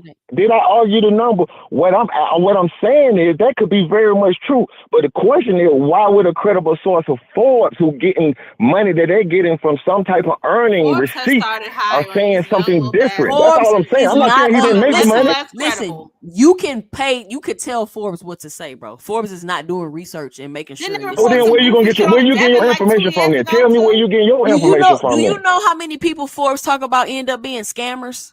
Are you aware of that? Okay, look on Sports Illustrated too. Now you got to say Forbes a scammer. Now you got to go to Sports Illustrated and you got to say they're a scammer too. If those two sources, What are you talking about, bro? Who is Sports Illustrated? I'm saying there's two articles, Forbes and Sports Illustrated. It don't matter what they said. These are the numbers right here. Your comment said he just told you the numbers. No. He can't tell me. I'm saying we going to credible sources, not nobody on YouTube. Credible. Okay, what I'm saying is, what source you gonna bring me? What a nigga said on YouTube? That's your source? The narrative? He punched the numbers. 1.2 No, not punch. I'm saying, who is reporting the numbers that Sports Illustrated are giving? Or you saying they're scams? Every article is a scam that say something you don't like. They all scams if they say what you don't like. What I'm saying is they're getting the numbers from somewhere, and those are the numbers that are being reported. We just got the numbers from ourselves. He just put the calculation in the that's what I say. That's the problem. Y'all getting the numbers from yourselves. That's what I'm saying. We're talking about what's reported and what's not reported. Okay, so that's what we're talking about. You said Crawford is reported to get 2.5 million. He's reported to get. That don't mean that that's all the money he's getting. That's what's reported. That's what's disclosed. That's what they're letting you know about. That's all I'm saying. But hey, appreciate you letting me come up. All right, Rich, appreciate you. Thank you for coming up. Give me your 2 cents. I mean, it's easy to add, bro. Call from. What the hell is happening? What's up, D-Free? What's going on? What's your 2 cents? What you got for the show? Man, I don't know what he's talking about. He said the report was that Tank Davis got 15 million, and they said that was with the pay-per-view, which is 50% of the pay-per-view. Well, if the pay-per-view and everybody reported that they did 1.2, they selling it at $79.99 a pay-per-view. They did 1.2. That's 95 or $96 million. That means Tank Davis 50% was 47, almost $48 million. So if you saying if what we going by is what they did on pay-per-view, they all reported it. Eddie Hearn reported it, Oscar reported it, and Amazon reported it, and all of the beat writers reported it. They did 1.2 million. We're at $79.99 a pay-per-view. If you do 1.2 times $79.99, it gives you $98 million, which means his half was $47 million. So I don't know where you got the 15 from. Maybe the 15 was what they got paid up front, but I know they didn't get paid that up front because St. David, his guaranteed purse, I think it was like $5 million, and Ryan's was like 2.5. So I don't know where the 15 came from. They might have thought that's what they were going to end up with after the pay-per-view. They didn't think that they was going to do 1.2 million pay-per-view buys. They just calculated a number and said, okay, this fight should do roughly around this amount, and so they can make anywhere between $15, $20 million. That's what they do. They don't know what the actual pay-per-view until the numbers come out. So right. the report that you're getting is a report that they're estimating that they're going to make. And then the numbers come out, and then that's when you have the actual numbers. They don't report that in Forbes because Forbes get the numbers that is reported to the commission, what is their actual purse, not the back-end money. So when you hear, oh, Tank Davis only made this, and this person only made that, because that's what the actual purse is, not the back-end money. Right. Shout out, D Freak. Oh, hold on. That's all I had to say. Check. All right, thank you for coming up and clearing that up. No problem. Just didn't make sense. I mean, we literally crunching the numbers. We still gonna squabble. All right, no problem. All right, thank you for coming up. Shout out to No More Sleepwalking with the $2 in the Cash App. He say Turkey a dictator. Shout out No More Sleepwalking. So I don't know why everybody is obsessed with Tank. It's crazy. But here we go. This is ridiculous. Let's switch gears here to see what Jermall. Got another phone call. Hold on, y'all. Line is hot tonight.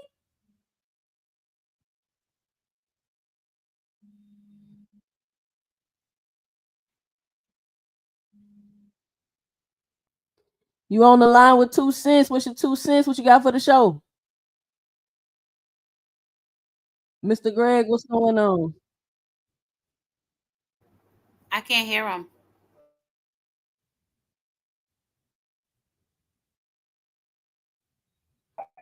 Because there are so many legal ways to be paid. One of the ways you can be paid is through deferred payments. Even in your job, let's say you're making $100,000, $200,000, but you only want to be taxed at this particular time in that particular year for, say, $50,000. So you can defer the other $150,000, be paid. This is legal, the $50,000, and that's what you can get taxed on. So you don't have to report the other $150,000 because you have not actually received it yet. So that's one way of the numbers being skewed. So let's just say a fighter was supposed to get 10 million, but only got 2.5. It could be the other 8.5 was deferred. Not saying that happened, but that's a legal way of doing it. Secondly, they're overseas. So the way that money has to be paid, unless the U.S. tax laws have changed, they can be legally paid that small amount, have the other amount deferred, and it could be deferred up to 2, 3, 4, or 5 years, but it has to be in an escrow account. And once you get it, then you can get taxed on that money once you receive it, depending on what your tax situation in any given year. So that's one of the ways that you can be paid. We have no idea, to be quite honest, of how much anyone is actually being paid. But I think we talked about this before. Sometimes you're not getting your money. A case in point, we talked about Rolly. Rolly still hasn't gotten his money, supposedly. Don't know why, but he still hasn't gotten it. There are other fighters who get these large these large amounts of money, pay-per-view money, back-end money, et cetera, And of course, there's always something which you now know about, some shenanigans on the back end money. The promoter will tell you we only made this amount of money and we had these expenses, because the expenses are always paid off the top. So that's why many fighters prefer to get what's going to be guaranteed. So that's money they're going to get regardless of what the fight does. So again, when you hear somebody got this and how somebody got that, I would say take it with a grain of salt, because most of the time there is something that's taking place. Sometimes the fighter's company, let's say, I think Earl Spence, for instance, was set up very well, where most of his money is paid directly to his company. So of course, he might take a few dollars to show, but most of the money might have gone to his promotion company if he's set up properly. So those things also do happen in the fight game, in the movie game, the record business. Depending on how much you make it work, you can do the exact same thing. So just take that with a grain of salt, that the way money be moving around, particularly those kinds of money, because everybody wants to get around the tax laws of their country as best they can and do it legally. And with boxing, even though there is, as we know, a lot of corruption and so forth, but they also are watched more closely. They're scrutinized more closely. So usually there is most of the legal ways of making sure your fighter gets his money, or to make sure the fighter gets his money, besides doing something corrupt, because that's all you really need to find out, that somebody is washing money, because gambling is involved with boxing. That's why it's watched so closely. So we can talk about the numbers and who gets paid. Well, I really don't even care about who makes what. I hope they all make millions of dollars. Right. But how much they actually get, we really never going to know for sure. It sounds good for somebody to say I'm getting 50 million. Sounds good for somebody to say I got 15. We don't know, but it sounds good. But I just wanted to interject that, because I think that was Rich who was up, who was talking about, I guess he's talking about some of the corrupt ways and what's being reported. And in a sense, he is right. You can't really go be for sure what someone's actually paid, only what's reported. So it was reported that Terrence only got 2.5 million. That's all we're going to know about. Right. Period. If Terrence says he got 10, or he's getting paid 10 this time, that's what he said. Whether it's true or not is irrelevant, but that's what he said. So that's what we would talk about if we were going to talk about how much they got paid. But the actuality is, we don't know. We don't know what his company got paid. We don't know what else money got paid. As far as his camp, his trainer, his strength and conditioning coach, etc., there are set fees that they're going to be paid regardless of how much money he's actually going to be paid. Those fees are set. So if he takes guaranteed money, for instance, or if he's going to go to another promoter and only take the back end money and no guaranteed money, normally you're not going to put your camp on the same scale as you are, because they have to get paid regardless. So you have to have a set fee for them that they're going to get paid, whether you're getting guaranteed money or you're taking money on the back end. So let's, for instance, Derek James wanted to get more from Earl, I believe, but he wanted more of Earl's back end money. But unless they had that set, unless that was in his contract with Derek James, Spence was right to say, no, you don't get any of that money. We had an agreement that you get paid training fees for this amount of money. And that's how it's supposed to be. But sometimes you might have an open-ended agreement, which is always bad, because it can be interpreted differently than how the person who's supposed to pay you interprets it. So anytime you talk about money, it always gets convoluted. It always gets misconstrued. Everybody thinks one way or another. Everybody becomes an accountant. Everybody's just trying to do some adding up and subtracting, and we just don't know. Right. So right. I would just say that anything about the money, just if they say they got 10, let's go with 10, whether we think it's enough or not, too bad. And leave it at that, because we'll be on this subject forever, talking about the tax laws and what you can do and what the shelters are, and et cetera, et cetera. And that's why you have accountants, because they sometimes get it wrong too. Anyway, that's all I was gonna say about the money. All right, Mr. Hopefully, Greg. all the young ladies who are in the chat, I hope they come up so we can hear you all chop it up before we come on. Yeah, ladies' night. Y'all make sure y'all click the link. Thank you, Mr. Greg, for calling in to the show. All right, then. All You're right. welcome. So let's check out Jermall Charlo and see what he had to say. Let's react to this video. All right, here we go. What was being said between you and Caleb? You guys were having a minute or two up there. No, we just talking about fighting. We're gonna fight real soon. I told him I'll come to Tennessee if he wants. He told me he'll come to Houston. Fight right here in Las Vegas, whatever. Yeah, we trying to fight the next fight. Is it hard at all for you to kind of keep control until you get him in the ring after Saturday night, like with the old Jermall? Nah, man, have maybe done something? It's fun, man. Honestly, they all think crazy, Like I said, hey Marcus, what's up? It's fun, man. I've been doing this shit for a long time, so I just said, they all got something to say. They all feel a certain type of way about me, but shit don't matter. What'd you think of Lamana? Do you believe him and the things do you believe he believes what he's saying? He really thinks he's he's delusional as hell. Why is his eyes so red? Y'all see his eyes? Because he's alcoholic. Like he got some, like his liver fucked up. His eyes look like his liver fucked up. He's an alcoholic.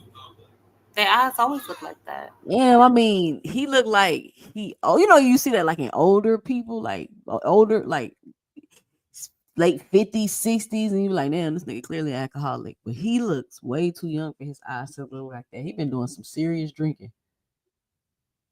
Right now, he intimidated. I don't know why. I'm not trying to intimidate him. I want him to fight good. Like I told him, if you want to go 10 rounds, I carry his ass for 10.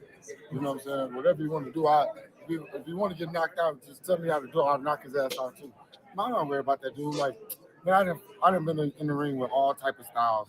He's not showing me no type of style that I haven't seen before in my life. I've been boxing since I was 8 years old.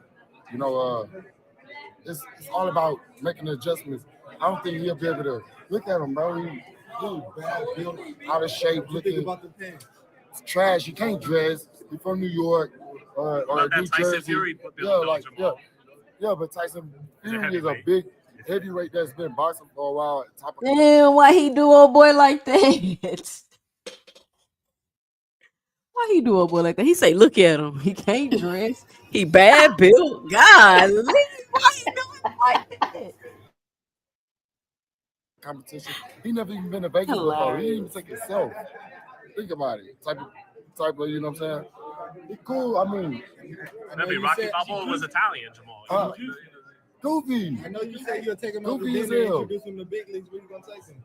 So maybe with the strip club showing some black hoes. Jermall. OD like this. Hold on, Fight Sport Talk say, also, Ty, you told me I'm a fanboy for saying Loma isn't on a protection program, but Jermall is. How was Jermall on a protection program? He about to fight a tune-up, and then he about to go fight Caleb Plant. Fight Sports wants to fight me because I told him last week on my panel that Lomachenko was in the Top Rank Protection Program. He got all emotional, and you know how they do. As soon as you say something they don't like, they go to Tank. They said Tank is in it with his protection program. You can ignore Fight Sport. Let him have his fit in the comment section. Go ahead. It's actually video games. OD like this. They asking me. OD like okay. Yeah, they asking me what you were saying. I don't know what you're saying. It's video game slang, actually. Yeah. It is. Yeah. Yeah, you already know. Jermall, have you had a chance to look into the Jaime Munguia situation yet? No, I heard he was on steroids or something, right? I read about it. It's crazy though. Jaime Munguia OD, right? On that right? He did some goofy shit. He OD. That's what I call OD. You still feel like something's up with Snack? You were the first one. Yeah, I exposed him. I exposed him, right? I'm not the only person that exposed Snack. Come on, man. Y'all. I never lied to y'all in my career, bro. So Caleb is a Snack fighter. Are you worried about that? Who? Caleb is a Snack fighter. Are you worried about that in your fight? Nah. He got some. I don't know, dog. Nah, hell no. Y'all seen him? He thought about it for a second. Like, hold on, he is a Snack fighter. But what? Hold on, because he started cooking. Let me see if this is the video. He snuck me in. Yeah, that's it. It's just at the end. He don't hit hard. He can't say I don't know because he don't hit hard. Jermall said that you didn't want to be in the position that Lamar wants to be in. That you need to really think twice about fighting him. He said you don't want to be in the position that Thomas Lamar is. I didn't understand that shit either. I guess I speak the other language. I don't understand. Just be direct with me. You know what I mean? I didn't understand that shit, but he's saying you don't really want to beat LaManna because then you got to fight him. That's what Caleb. No, he knows that. That's why he don't want me to beat him. He don't want me to fight him. It's a mind thing, bro. Look, we're gonna fight. You know what I mean? Regardless, we're gonna fight. I'm not worried about none of that shit. Me and Caleb playing gonna fight next. Jermall, you ever see Rocky? Question for you, just on that topic of Canelo and the PBs. Yeah, that's what I really want. I'm just asking, when you think about Canelo and the PBs, right? It's probably the fourth or fifth fighter out of that camp that's come up hot for PBs. What are your thoughts around that? I've been telling y'all about Snack for a long time. Victor Conte them. All right, so hear me out. No bullshit for real. They make the drug at the limit of non-responsible, all right? So this right here, this level is you're banned. That's a banned substance. They will make the drug all the way up to the line of the banned substance, but it just doesn't show, so it's not responsible. So they've been doing that shit for years, but now that they, tapped into it, it's getting caught. Y'all think Canelo hasn't been taking Clinton Bruderol for a long time? So, shout out to Stefan Smith with the $3 in the Cash App. He says testing. Shout out Stefan. Y'all be sure to help support the channel by hitting the Cash App at 2 cents boxing, or you can drop a super chat with your 2 cents to help monetarily support the channel. Now, Charlo just said a lot, and this is the thing that we've been trying to get people to understand with these people, not just Victor Conte, but his other buddies that was allowed to come in boxing that was cheating with him in other sports, how they're able to either use loopholes to get around the rules for steroids, or using things that are quote unquote non-detectable, because like Charlo just explained, they're being made below the threshold of being illegal. And that's the danger of having people like Victor Conte in boxing, because he's the best at it. And that's why I don't think people understand, because people like to rebuttal with, well, if you take Victor Conte out of boxing, it's still going to be cheating. Okay, but he's banned from baseball. You think they not still cheating? He's banned from the NBA. You think they not still cheating? He's banned from the NFL. Do you think they're not still cheating? Just because they're still going to be cheating if he's not in the sport does not mean you need to allow him to stay in the sport. He damn near ruined baseball, and he damn near ruined the Olympic USA track team with all that fucking cheating. And if you look at what's going on in boxing, he got like 40 world champions and all of this shit with Snack. It's the same thing. It's parallel to what was going on with Balco. That's all I'm saying. And then you got everybody in Eddie Reynoso's camp popping dirty. Ron Garcia was in Eddie Reynoso's camp. Munguia, Eddie Reynoso's camp. Oscar Valdez, Eddie Reynoso's camp. Canelo, Eddie Reynoso's camp. Who is they strength and conditioning coach, quote unquote, nutritionist? All these people over there popping dirty, and it's just like nobody saying nothing. People saying a little bit about it now, but in a couple days, ain't nobody gonna be talking about that shit no more.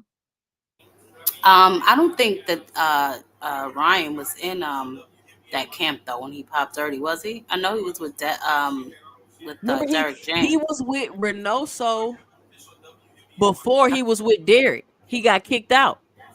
Oh yeah. And then he left Derek and went back to Reynoso and got kicked out again. What the hell Ryan doing? I don't know. But let me think. He got He was with Renault. Yeah, he was with Canelo before he got with Derek the first time. Oh, because I thought around the time he fought Devin, he was just with Derek. But damn, that's even worse then. I tried to throw Canelo a little bone. No, that's what I'm saying. And so these fighters is over there because think about it. I think that was Munguia's first time training with Canelo. Oh, D Free said he was with Robert Garcia. He was with Robert Garcia before he went. He was with Robert Garcia. I never knew he was with Robert Garcia. Yeah, he was. Yeah, I knew he wasn't with them. Not for that fight. He wasn't over. So he's got kicked out of Canelo's camp twice. When was the first time? He was with Joe Goosen for the Tank fight. Anyway, there's something dirty over there. Let's stay focused. Who give a damn what Ryan was? It's a lot of dirty fighters in and out of that damn Canelo gym. That's the point. Yes, it's a lot of it's something going on over there. They need to be investigated at this point. Yeah. They need to be investigated at this point, and I don't even know, are they gonna do anything? Like, if you get too many fighters popping dirty at your camp, like it should be some type of rule, some type of something. Well, something needs to happen because what is going on? They should ban some of them.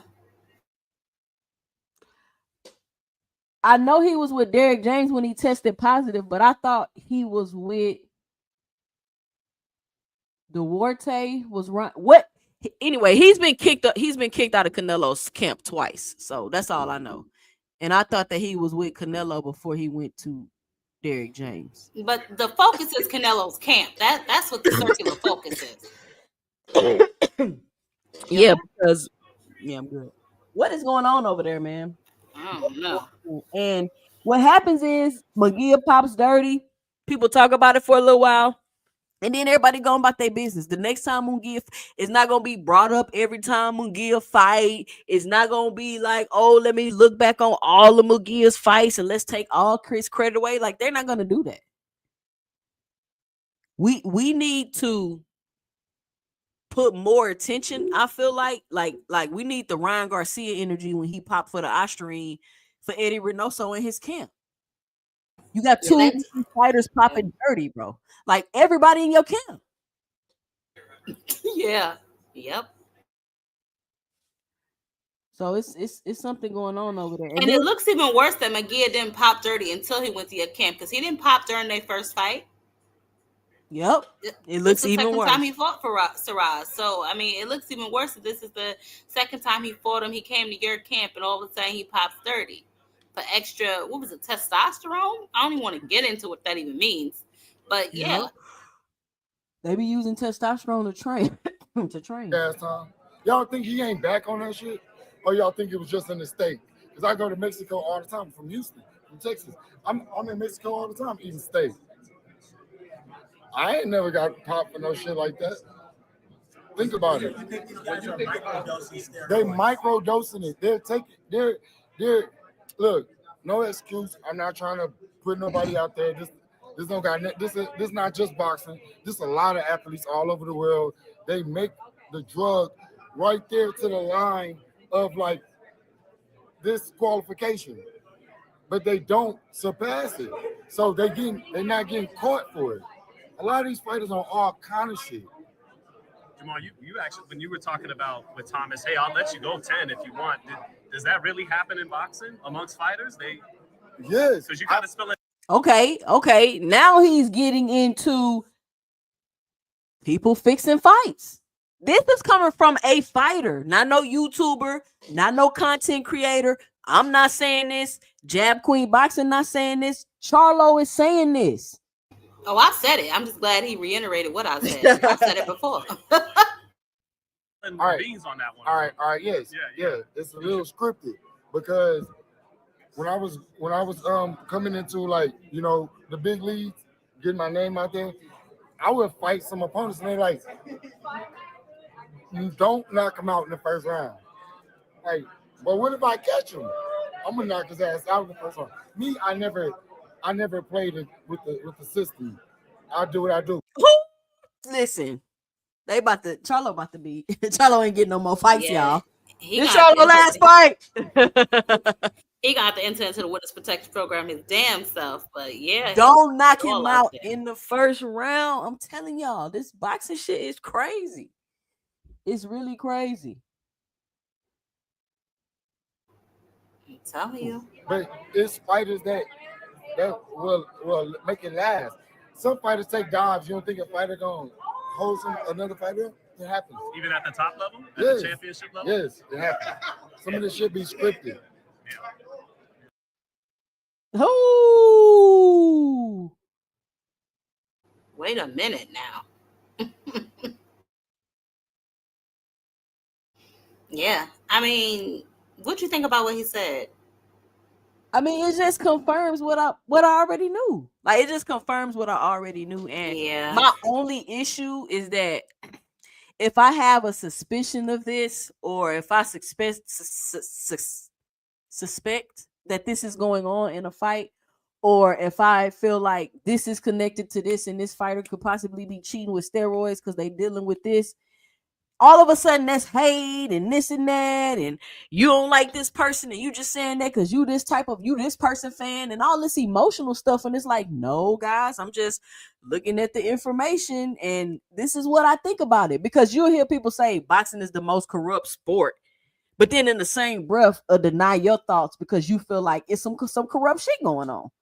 See, it's okay to acknowledge that boxing is corrupt, but it's not okay to talk about the corruption in boxing. And that's one of the main reasons why I started my channel, is because I wanted to talk about the corruption in boxing. But once I started studying the corruption in boxing and learning about the corruption in boxing, I was like, I ain't about to do this because ain't nobody gonna fucking watch boxing. Y'all not gonna watch boxing if you really, really understood the corruption that goes on in the sport. And Jermall just confirmed some of it. He just let y'all know they out here cheating with these steroids, microdosing, making stuff to the line, doing all kind of stuff to overcome and beat tests. They fixing fights. You got fighters carrying fighters. You got all kind of stuff going on because that's just the type of sport it is. It's part of the sport. The corruption is part of the sport. People want to be like, oh, this person ain't did this, and they need to follow this rule, and he did this, and this should have been this. Like, boxing don't work like that. Boxing is not a qualifying sport. Oh, he don't deserve to fight for a title. Y'all think Manny Pacquiao deserves to fight for a title? No, hell he ain't no. fought in 5 years. He's 46 years old. He just get to come back out of retirement and fight for a title shot, and it's because it's political. But Manny Pacquiao has done a lot for the sport of boxing. He's brought a lot of money to the sport of boxing. He's brought a lot of eyes to the sport of boxing. So on the outside looking in as a fan, you like, this crap is crazy. This don't make no sense. Even though it's people that believe Manny Pacquiao about to come and beat Barrios, when I'm like, what are y'all talking about? Y'all think Manny Pacquiao is about to come out of retirement? 5 years, he been running for president and all kind of stuff, and he gonna be the active champion? Y'all tripping. All right, the link is open now. If anybody want to come up and join the panel. Brock is right. There is cheating in every sport pretty much. You know what I'm saying? It's just that I think that it may be more in this sport because it's the hurt business. It's like physical contact, you know what I'm saying? Purposeful physical contact. So who knows? I'm not surprised whatsoever at anything he said. I just thought it was funny that he said it to the camera, you know what I'm saying? Because I'm pretty sure they kind of got a don't ask, don't tell rule going on with it. But I wasn't surprised at all. I thought it was hilarious, to be honest with you. I was like, look at this boy. Tell us everything you need to tell us about what's going on. He still was trying to hold back a little bit. He was like, because I remember when they be trying to, I'm like, don't say too much, Charlo. You played the part where he was talking about the Terrence Crawford. Oh, yeah, you played the part where he talked about Terrence and Canelo, right? Shout out Mr. Greg and Rich on the panel. That's probably a longer video. Right, let me see. Where does he talk about? It's on a longer video. It's on a longer video than that because that one was only about 5 minutes. It's on the longer video at the end.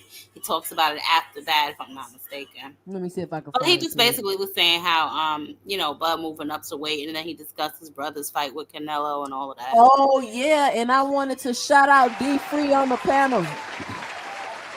I wanted to say this too about the Bud Crawford fight, and then I'm gonna go with Rich, Mr. Greg, and D Free. I'm gonna let y'all get y'all 2 cents off, and we got 2 Rich on the panel. Shout out to Rich. Yep. All right, listen up. So the same thing that Jermall said about Crawford is the same thing I was saying. I watch fighters move up in weight time after time and put on more weight, and it is always a mistake. Because they're slower, they're not acclimated to the weight, they're not conditioned to fight with that weight. And Bud is putting on all of this weight. He's not going to be as fast. His reflexes ain't gonna be the same, and his conditioning is going to be completely different. Rich, what's your 2 cents? What you got for the show? So that's gonna be the excuse when Terrence Crawford beat Canelo. That's what we're gonna roll with. Man, I'm just saying. I'm just asking the question. That's what this gonna be about after Terrence Crawford win. That's for all the people that think that Terrence Crawford gonna lose, or if he do lose, you know what I'm saying? Or if there's a fight. If there's a fight, that's what. Shout out NHA Tube on the panel. Go ahead, Rich, get your 2 cents off. Let me pass the mic. I'm just asking questions. Is that what we're gonna say? That's the point. We might as well don't even look at the fight. Mm-hmm. All right, Mr. Greg, what's your 2 cents? What you got? I wanted to touch on what you were talking about with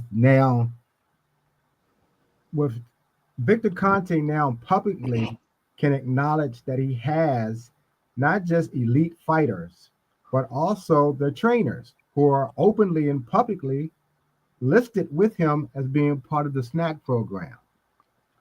What I have come to the conclusion is that Victor now has a pretty firm foothold back into boxing, because most of those trainers who were listed and acknowledging him were elite. My nail. Oh, your nail broke. Yes. Huh? What happened? Okay. Go ahead. I had to mute band up. Okay. Sign language means something. Like one. Okay. So, so that he's now entrenched in boxing. That's a problem that needs to be addressed, because sooner or later, all of those fighters are going to fight other fighters. Either they're going to be considered elite or they're going to be mandatories. And regardless of the skill sets, the fairness factor has to be questioned. If I'm training and I've got all of the best ways of training, including the suspected nutritional program, how is that ever going to be fair unless I'm under the same program? And then who pays for that? But Mr. Greg, do you know what he was doing in the Olympics? You know how he was getting his drugs to the athletes was through the trainers. Correct. But what I'm saying is now they are now publicly acknowledging him. See, at first it was done in secret. It was under the table. Now it's out in the open. Because he's more accepted. Exactly. And that's why I'm saying there's going to be a problem there, because Victor has already said he only wants to work with the elite fighters. Right. And when are you considered elite?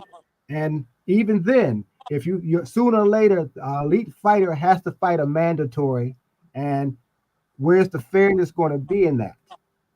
They don't care about no fairness. Exactly, but that's where the problem is going to come from. But now that it's now entrenched, now that they're part of this whole sport, where does it end? Because you're seeing fighters openly starting to just gingerly speak on these things. And y'all were just talking about Charlo. Even so, Charlo was sort of trying to edit himself before he went too far. And so he probably is more aware than we are and probably knows how it would happen that he can't get any fight because he hadn't been fighting for a while anyway. Now that he's getting back in, does he have to edit himself? Does he have to watch what he says?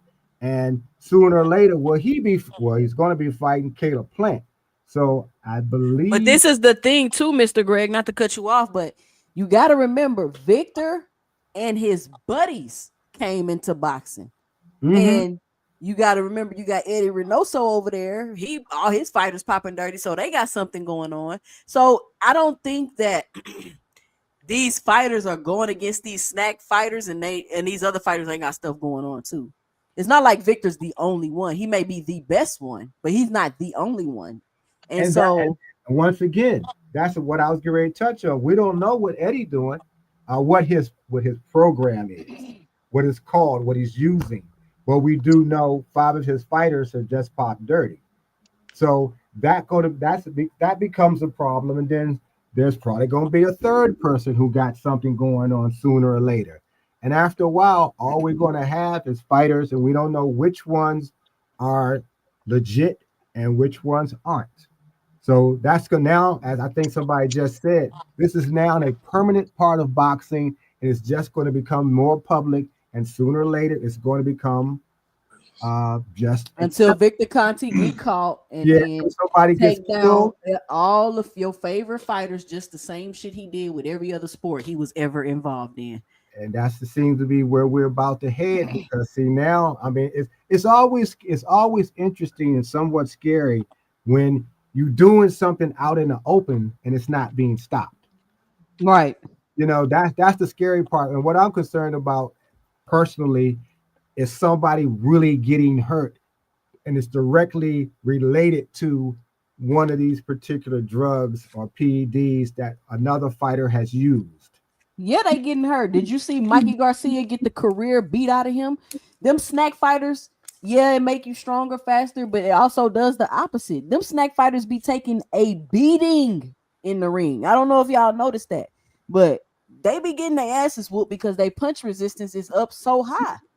And they in there just taking a beating. D-Free Sports Talk, what's your 2 cents? What you got for the show? Hey, man, we always knew that it was always something up. But what it boils down to is the Boxing Association. They need to start investigating these camps and these training facilities, because it's getting to a point where every time we turn around, when there's a big fight, somebody's popping dirty. And so you got people that's betting on these fights, and then you got people that's invested in these fights. And then when the money is all calculated and people get paid their money, and people are highly invested in these fights, when the fight is over and then a month later you heard that this fighter popped dirty, and you're like, oh man, hold on, I lost money on this fight and this dude popped dirty. So it puts another bad taste in these casuals' mouths when they watching this sport, because the sport is already at the bottom of all sports in the United States. You got soccer that's better than boxing at this point right now. The soccer is on an uprise right now in the United States. And so when boxing is trying to build itself up, and you have these people popping dirty, and you got people that bet on these fights and they lose money, and they find out that somebody popped dirty in these fights, it gives it another black eye. And I heard somebody say it earlier today that they need to start investigating these camps, because if Eddie Reynoso was Derek James and he had Earl Spence, Frank Martin, Anthony Joshua, Jermall Charlo, and somebody else popped dirty, they'd have been like, hold on, we got to get him out of the sport of boxing. But because it's Eddie Reynoso, they like, it ain't got nothing to do with him. It's the fighters. They ain't got nothing to do. Well, these fighters ain't pop dirty prior to being with you.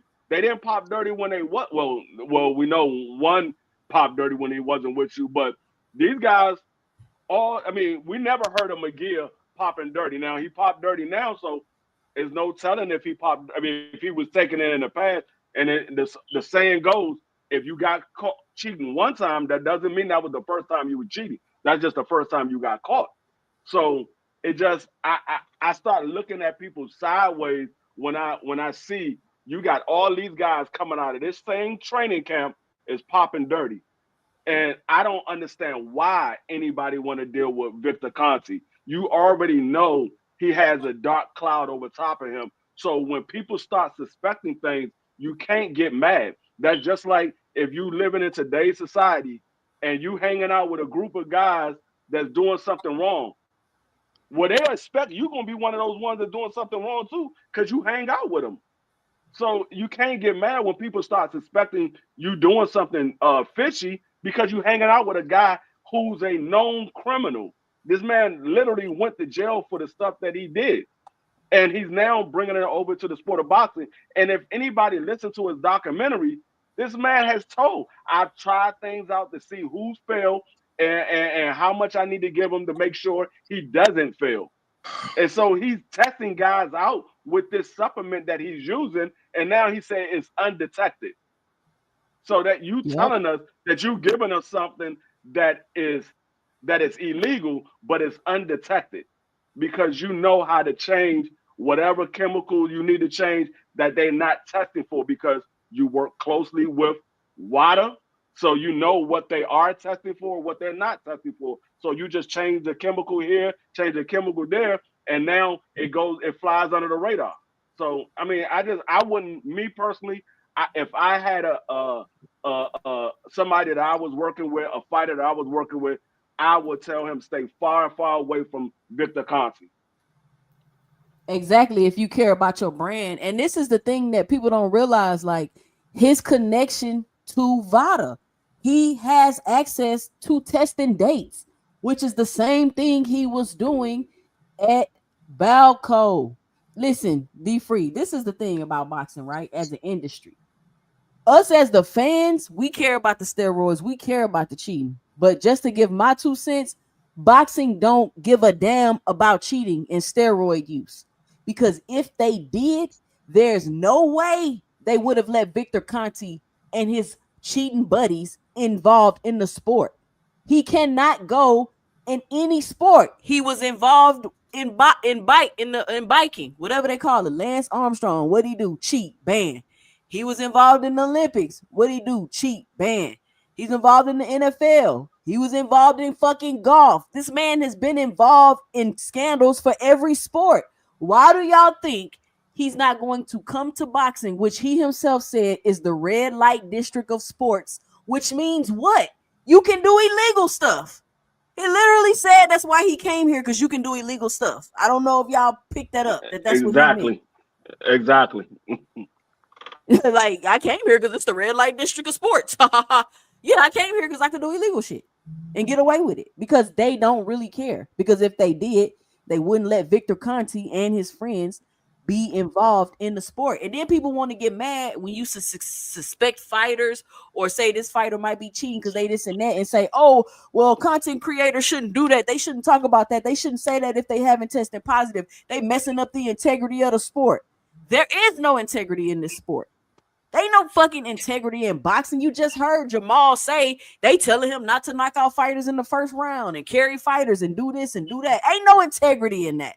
So I don't want nobody on here crying about content creators and their opinions about what they have about fighters, talking about some integrity in a sport that has zero integrity. None at all. Well, fans want to keep believing that. I wonder how true. I wonder how true is that. I wonder how true is that, because I'm pretty sure. Oh no! Listen, hear me out. because I'm pretty sure Wilder was a bigger star than Charlo was, and I don't think they was ever telling Wilder not to try to knock nobody out in the first round. That doesn't mean anything, Banda. So I don't get That what he's doesn't talking mean about. People was anything. telling him. I don't know how true that is. He's talking about that they No. fix fights. That's what he's No, talking about. but they do that for the amateur level too. They don't just do that for pros. No, he's talking about but he's talking about the sport. He's talking about the sport. He's not just talking about the pro level. He's talking about the sport or as a whole. And what he said is they came to him and told him not to knock somebody out in the first round. And he was like, man, well, what if I catch him with a punch? He said, I'm the type of person, I'm not going to lay off nobody. If I catch him, I catch him. So he's saying they do that. He didn't say they do that to everybody, but he said that that's one of the ways where he's saying that they fixing fights. But he's telling you what has he said that we don't already know about boxing? Hold on, y'all. Shout out Big Dog Willie on the panel. And we gonna take two. What's up? What's up? Get your 2 cents up, Rich. Hey, be free. You know what? I won't be surprised if somebody throw a chair into the ring and hit somebody in the head with it. Hold on, Big Dog Willie. Let Too Rich get his 2 cents off. Go ahead. Okay, go ahead. Man, I don't really get into all that Victor Conte witch hunt shit because y'all messed the game up because you telling me the fighters he got are legal, and then when a fighter tests illegal, you say, oh, it went but a little bit of Osterine. It went but look at all these fighters that beat these guys on steroids. Which is it? Is it bad? Is it good? Should you win? Should you lose? We can't cry about the legal shit. Rich, I don't know why you understand that things can be two things at one time. Okay. Well, let me just speak my piece. I'm just saying I hear these two different arguments. So all I'm saying, I don't buy it because if it was me, if I wanted to be just legal, I'm going to Victor Conte. If I want to be illegal, I'm gonna go somewhere else and get my dope. Because that's what people do. It's not like if you want to be illegal, you go be illegal. But if I want to just be up to the line, then go to Victor Conte. All fighters can go to him. It's not like he's a specialist just for a couple of fighters. Anybody can go to him. So why are they going outside of him? But clearly they're trying to get something that's more powerful. You see what I mean? So I don't really get into all that. And all I was saying, back to what I was saying earlier, it's the business of boxing. And if you ain't got no integrity in one thing, don't put the integrity in something else. It's boxing. The money fucked up, the fights fucked up. I got a short on my channel with Mike Tyson saying some of his fights were fixed. The judge was already in the bag. Like, this is boxing. It's boxing. So that's all I'm saying. All the way around, it's boxing. Exactly. We saying the same thing. This man spoke gospel. And with Tyson, I think it's who it's on. I think it's on Band Up. What's your 2 cents? What you got for the show? He muted. Band Up sleep. Yeah. Fight Sports Talk. What's your 2 cents? What you got for the show? Yeah, just got my bad. I didn't know I was still on mute. Go ahead though. All right. Well, Tyson, just have a look at the scorecards for the Douglas fight before Douglas knocked him out, and whether that was fixed or not, they were just trying to give the cash guy the benefit of the doubt. But yeah, to go off what you said, 2 cents about why there's no integrity into the sport. I've been saying since this Munguia test that the reason why this is never going to get fixed is, one, there's no oversight board, so there's always disagreements about how much testing there should be, who should do the testing. There's even disagreements about what should be banned. Now, testosterone from an external source, i.e. something that was injected, that's a slam dunk case, but they're going to try and milk this with some dumb excuse, tainted ball, God forbid. So there's always a dumb excuse, and because there's no universal agreement on who should do the investigations, it's another reason why fighters can get away with dumb excuses. So yeah, go off what you said. No integrity. That's why Victor Conte can come in, and yeah, it's never going to get fixed. Yeah. All right. We got NHA 2. Well, Band Up. Back to you. What's your 2 cents? What you got for the show? Band Up. You hear me now? Yeah, I can hear you. You hear me now? Yes. Yeah, we hear you. Yeah, I know. I'm just here for the bud. Yeah, I'm here for the bud hate that you just throwing around. You know what I mean? Hear this shit. And I honestly, you already answered pretty much what I wanted to ask you. I wanted to ask you about the Charlo and how you felt about what you were saying. Oh yeah. Okay. So You pretty much answered. I think Charlo better be quiet. I know Charlo got a phone call after that interview. I know he did. Big Dog Willie, what's your 2 cents? What you got for the show? Yeah, like you guys were saying, boxing is officially professional wrestling now. After what Charlo said, it is. Like I said, I wouldn't be surprised. It's not now, Big Dog Willie. It's I know, but been. it's like getting to the point where, like I said, if somebody brought a steel chair into the ring and hits my over the head with it, it'll be legal. No joke. And then it'll be the A side, and they'll be like, "Oh, we're just fighting in the ring, and something happened, and we're just going to continue with the fight." That's how it is, and that's why I'm just like, I like messing with, I like messing with trolling and shit like that. But I really, after like last year, and I really don't pay attention to. It is what it is. That's how I look at it. It is what it is. I see people get away with cheating. I see people get with drugs. They only get 6 months, and then they change the drug limit up so he can, with Canelo shit, so he can pass the test. Come on, man. That was in for me. That was it. I was like, okay, it's professional wrestling now. Who cares now? Yeah. But see, this is what I don't really get. Like, shout out Rick Timms in the building, but this thought process, right? He said, I simply can't jump on the anti-snack train because too many snack fighters lose. So if it's so dirty, etc., no one should lose. And that's not true. Just because you do steroids don't mean you're gonna win. I'm pretty sure it was plenty of people, because if that's the case, when you get caught cheating, they wouldn't have took Marion Jones' medals away. They wouldn't have took all them Olympians medals away, because I'm sure not everybody that was cheating back then with Victor was winning. Just because you're cheating doesn't mean you're gonna win. And just because everybody's not winning doesn't mean nothing needs to be done about it. But that's my whole point. But you can't compare Marion Jones to boxing. Track and field in the Olympics is completely different than I'm not comparing boxing. it to boxing. My point is that everybody that was cheating was winning. This what I think a lot of people is missing. It's not always steroids that these people are taking that's illegal. It might be weight cut. It might be weight gain. It could be a bunch of different things. It's not always steroids. And guys that's on steroids lose all the time. And it's not just under snack. I mean, we saw Oscar De La Hoya beat what's his name, Vargas. He was dirty. We saw Michelle Rivera lose to Frank Martin. He was dirty. So it's guys that lose all the time that's dirty. So it's not just because it's snack or anything like that. We're talking about these people illegal across the board, whether they were snack or they with their own across the board. And it's just boxing in general. It's just boxing in general. People, they fix fights and shit like that. It's just boxing in general. It is. It's the whole sport. Boxing in general. It's the whole, and Big Dog Willie, this is my only point, right? We'll sit here and have a conversation about boxing and how it's a corrupt sport, when what people don't realize is the corruption is part of the sport. Yeah. When you sit down and you negotiate a fight, you got to negotiate around everything. You got to negotiate around the corruption. You got to negotiate, because you got to think, oh, boom, they're giving you this fight on short notice. Off the rip, that's a fixed fight.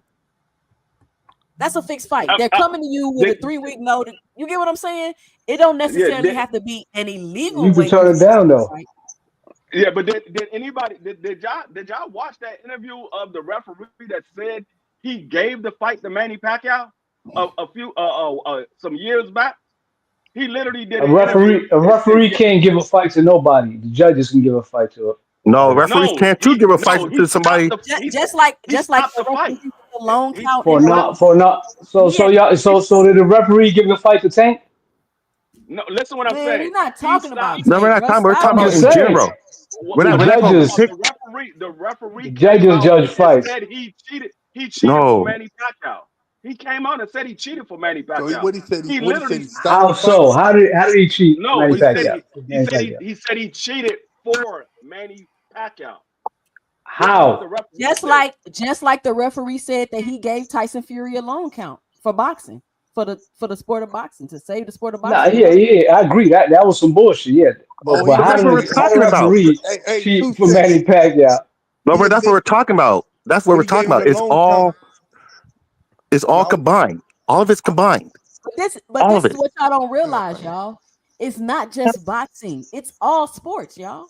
Yeah, This but goes on in boxing all is so blatant though. It's like professional wrestling. It's so blatant. The because referee it's turning. part of the sport. Well, but it's not supposed to be a sport like that. It's not supposed to be professional Yes, it wrestling. is.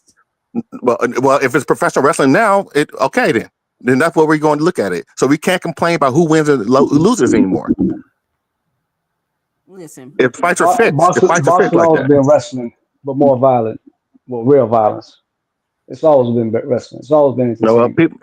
Some people take dives, and so you never know. It's not all fights. It's not every single fight. Like, don't get it twisted. But just like Charlo said, like they'll come at him and be like, don't knock him out in the first round. That's a fixed fight. They're not necessarily telling him to cheat. They just make it, just make it entertaining. Don't knock him out the first round. You know what I'm saying? They're not necessarily like go in there and take a dive. It's not extreme. It's other ways to fix fight. Like let's take the Delos Santos Keyshawn Davis fight, for example, right? That's a fixed fight. Why do I say that's not a fixed fight? Let me tell you why I say that. De Los Santos been out the ring for 2 years. He coming off of blood clots, which means he couldn't even be practicing. He couldn't be doing nothing. He couldn't be training, working out, nothing. You can't do none of that if you have blood clots. He's taking the fight. He's like 40, 50 pounds overweight before he's starting his training camp. He's coming off of a loss and a shoulder injury, right? So knowing all of those things, some people would say that's a fixed fight. Does that make sense? Well, kind of. That's the disrespect. That's the disrespect to De Los Santos, man. Because some people come back from 2 year layoff put his life and show out.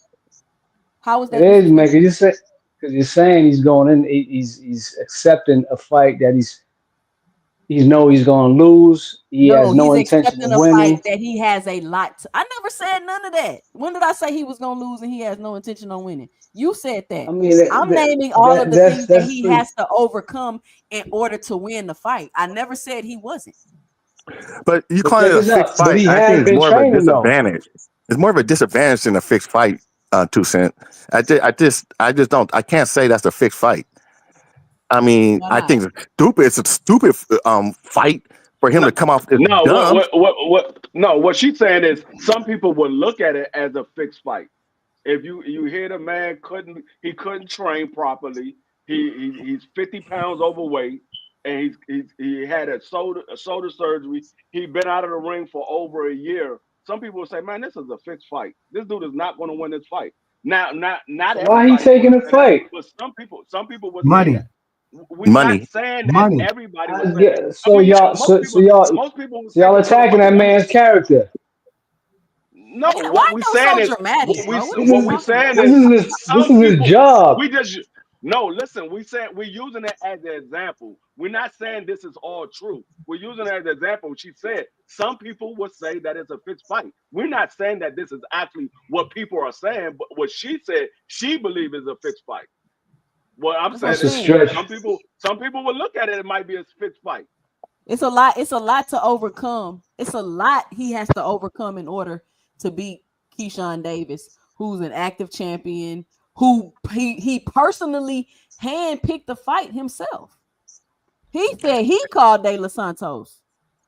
Just like Canelo and Charlo. Charlo was offered how many years? 2 years? A year and a half? Exactly. And then he fights Canelo. So let me ask y'all this. So when Spence was out the ring for damn near 2 years, and then he came and fought Mikey Garcia, who was still at the top of his game. Do y'all consider that a fixed fight? No, because Mikey Garcia he seeked out that fight. Yeah. I'm talking about Danny Garcia. I'm talking about Danny Garcia. When Spence's first fight after, being involved in that crazy fucked up accident. Some could have felt like that. Some people could have felt like nobody felt that. Some people could have felt like that was a fixed fight. He coming not off a fixed fight. We looked at Spence. Coming off an 18-month layoff off that crazy ass car accident. A lot of people thought Spence was finna lose that fight. Nobody thought he was finna win that fight. Cool, yeah, but we didn't feel like it was a fixed fight though. Because we felt like Spence, pedigree is different. Danny Spence was was a dog and going in it. All I'm It's a saying, give pedigree. De Los Santos give De Los Santos that same respect. De Los Santos is not Earl Spence, bro. We just watched him have the least punches thrown in the fight against Shakur Stevenson. What are you talking about? He fought against. Yeah, it's a He pedigree. fought It's against not Delos Santos. Sugar It's not Shakur. Earl Spence. Huh? He fought against Sugar Shakur. Of course, he's gonna land. You know, NHA. Let's be logical and not emotional, bro. Nah, he ain't lying though. I'm not being emotional. That was pretty good. That was pretty good. He ain't lying. Because guess what? If Tank Davis was fighting De Los Santos, I swear to God, NHA, you wouldn't be saying this shit right now. No, I swear to God, I wanted Tank to fight.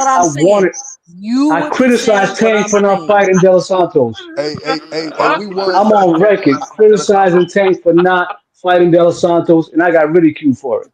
Yeah, So because no. y'all inconsistent, bro. Hey, Rick. That shit is ludicrous, bro. Yeah, Wow, Supreme. what's ludicrous? Shout out What's Big good, Supreme Yeah, it's ludicrous, on the man. panel. What Supreme. you got for the show? I got a lot of things to talk about on this topic, man, because like I was in the comment section, and I feel like people taking what Charlo said a little too literal. Like he doesn't mean that all across the board that these promotional companies are cheating and scripting the fights, but like for example, like D3 was saying, the fight he was talking about with Pacquiao happened in 2000. This Australian dude knocked Pacquiao down. It was like a hard knockdown. Like I think Pacquiao fell on his face. And it was like a really, really, really slow count that he gave him. Pacquiao got up. He stumbled a little bit. He still gave him time to recover. I think it was like towards the end of the round though. So Pacquiao, as the fight went on, he ended up knocking the dude out. But if the shoe was on the other foot, that guy would have got stopped immediately. You look at someone like Liam Wilson, dude from Australia. He knocked out Navarrete.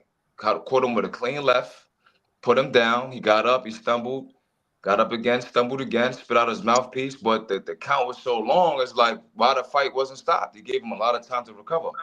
So I felt like that's what Charlo means, right? Or let's say, for example, you put somebody up against a fighter, they clearly outmatch.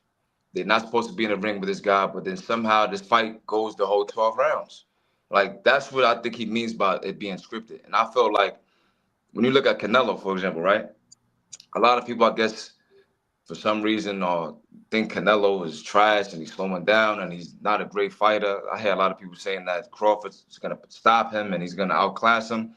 And my personal opinion, I watched a lot of Canelo fights. I felt like he carries a lot of his opponents. Because a lot of dudes he fights, like they go in survival mode from round one. They not throwing any punches back. I feel like Canelo just wants to cruise. I feel like him being hot with the clenbuterol and the steroid usage allegations, I feel like he actually carries his opponents. Because there's a lot of guys that he fought that I'm like, how he didn't stop him? I don't know how he didn't stop John Ryder, how he didn't stop Mungia. Even with like Berlanga, like how are you going 12 rounds with these dudes and in the next fight they have, you get knocked out by Bruno Cerrone?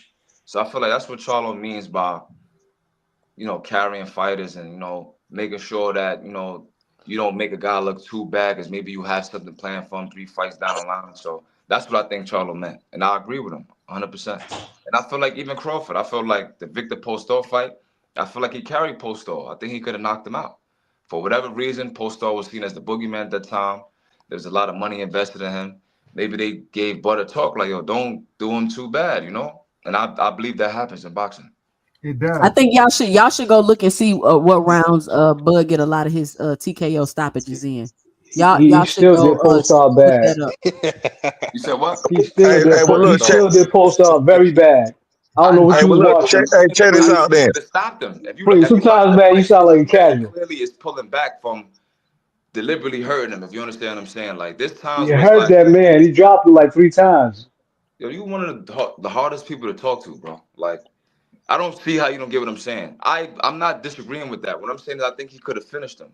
The type of fighter that Bud is, he's not going to sit there and play with his food. I think he could have got him out of there. Now, when you look at Postal versus Elvis Rodriguez or Gary Antoine, these guys are nothing compared to Bud, and they stopped him. So that's what I mean. So I'm not trying to say that Bud didn't hurt him. He didn't drop him a bunch of times. I think he could have stopped him, but I think since there was money invested in Postal, he probably got to talk. Like, look, take it easy. Basically, what Don't you think Charlo said he got Bud to could have talk. ruined him? Don't you think Bud could have ruined him mentally and physically? Yeah. Well, look, That check this happens out. sometimes. Hey, so if you listen to what Jermall Charlo said, do that put some perspective on Tank telling Roach in the ring they're not gonna give you this fight? Maybe the referee, maybe the referee doing what he did. You don't think if y'all gonna talk about charade, what Shiraz and Turkey did over there, how we not gonna look at Tank just being confident and telling Roach they're not gonna give you this fight? All right, so I look at it from a different Nah, perspective. it's never a two-way street when it comes to Tank. No. Tank I did his mean, criticism for me. that could be some truth to that. I mean, that could have been exactly. It could be true to that. Tank could have carried him. I think Tank could have stopped him. That's what I think. Yeah, I think he could have stopped him. In my personal opinion, I believe that. I feel like Tank, if Tank say they not gonna give you this fight, then what do you want people to say? Explain what, brother?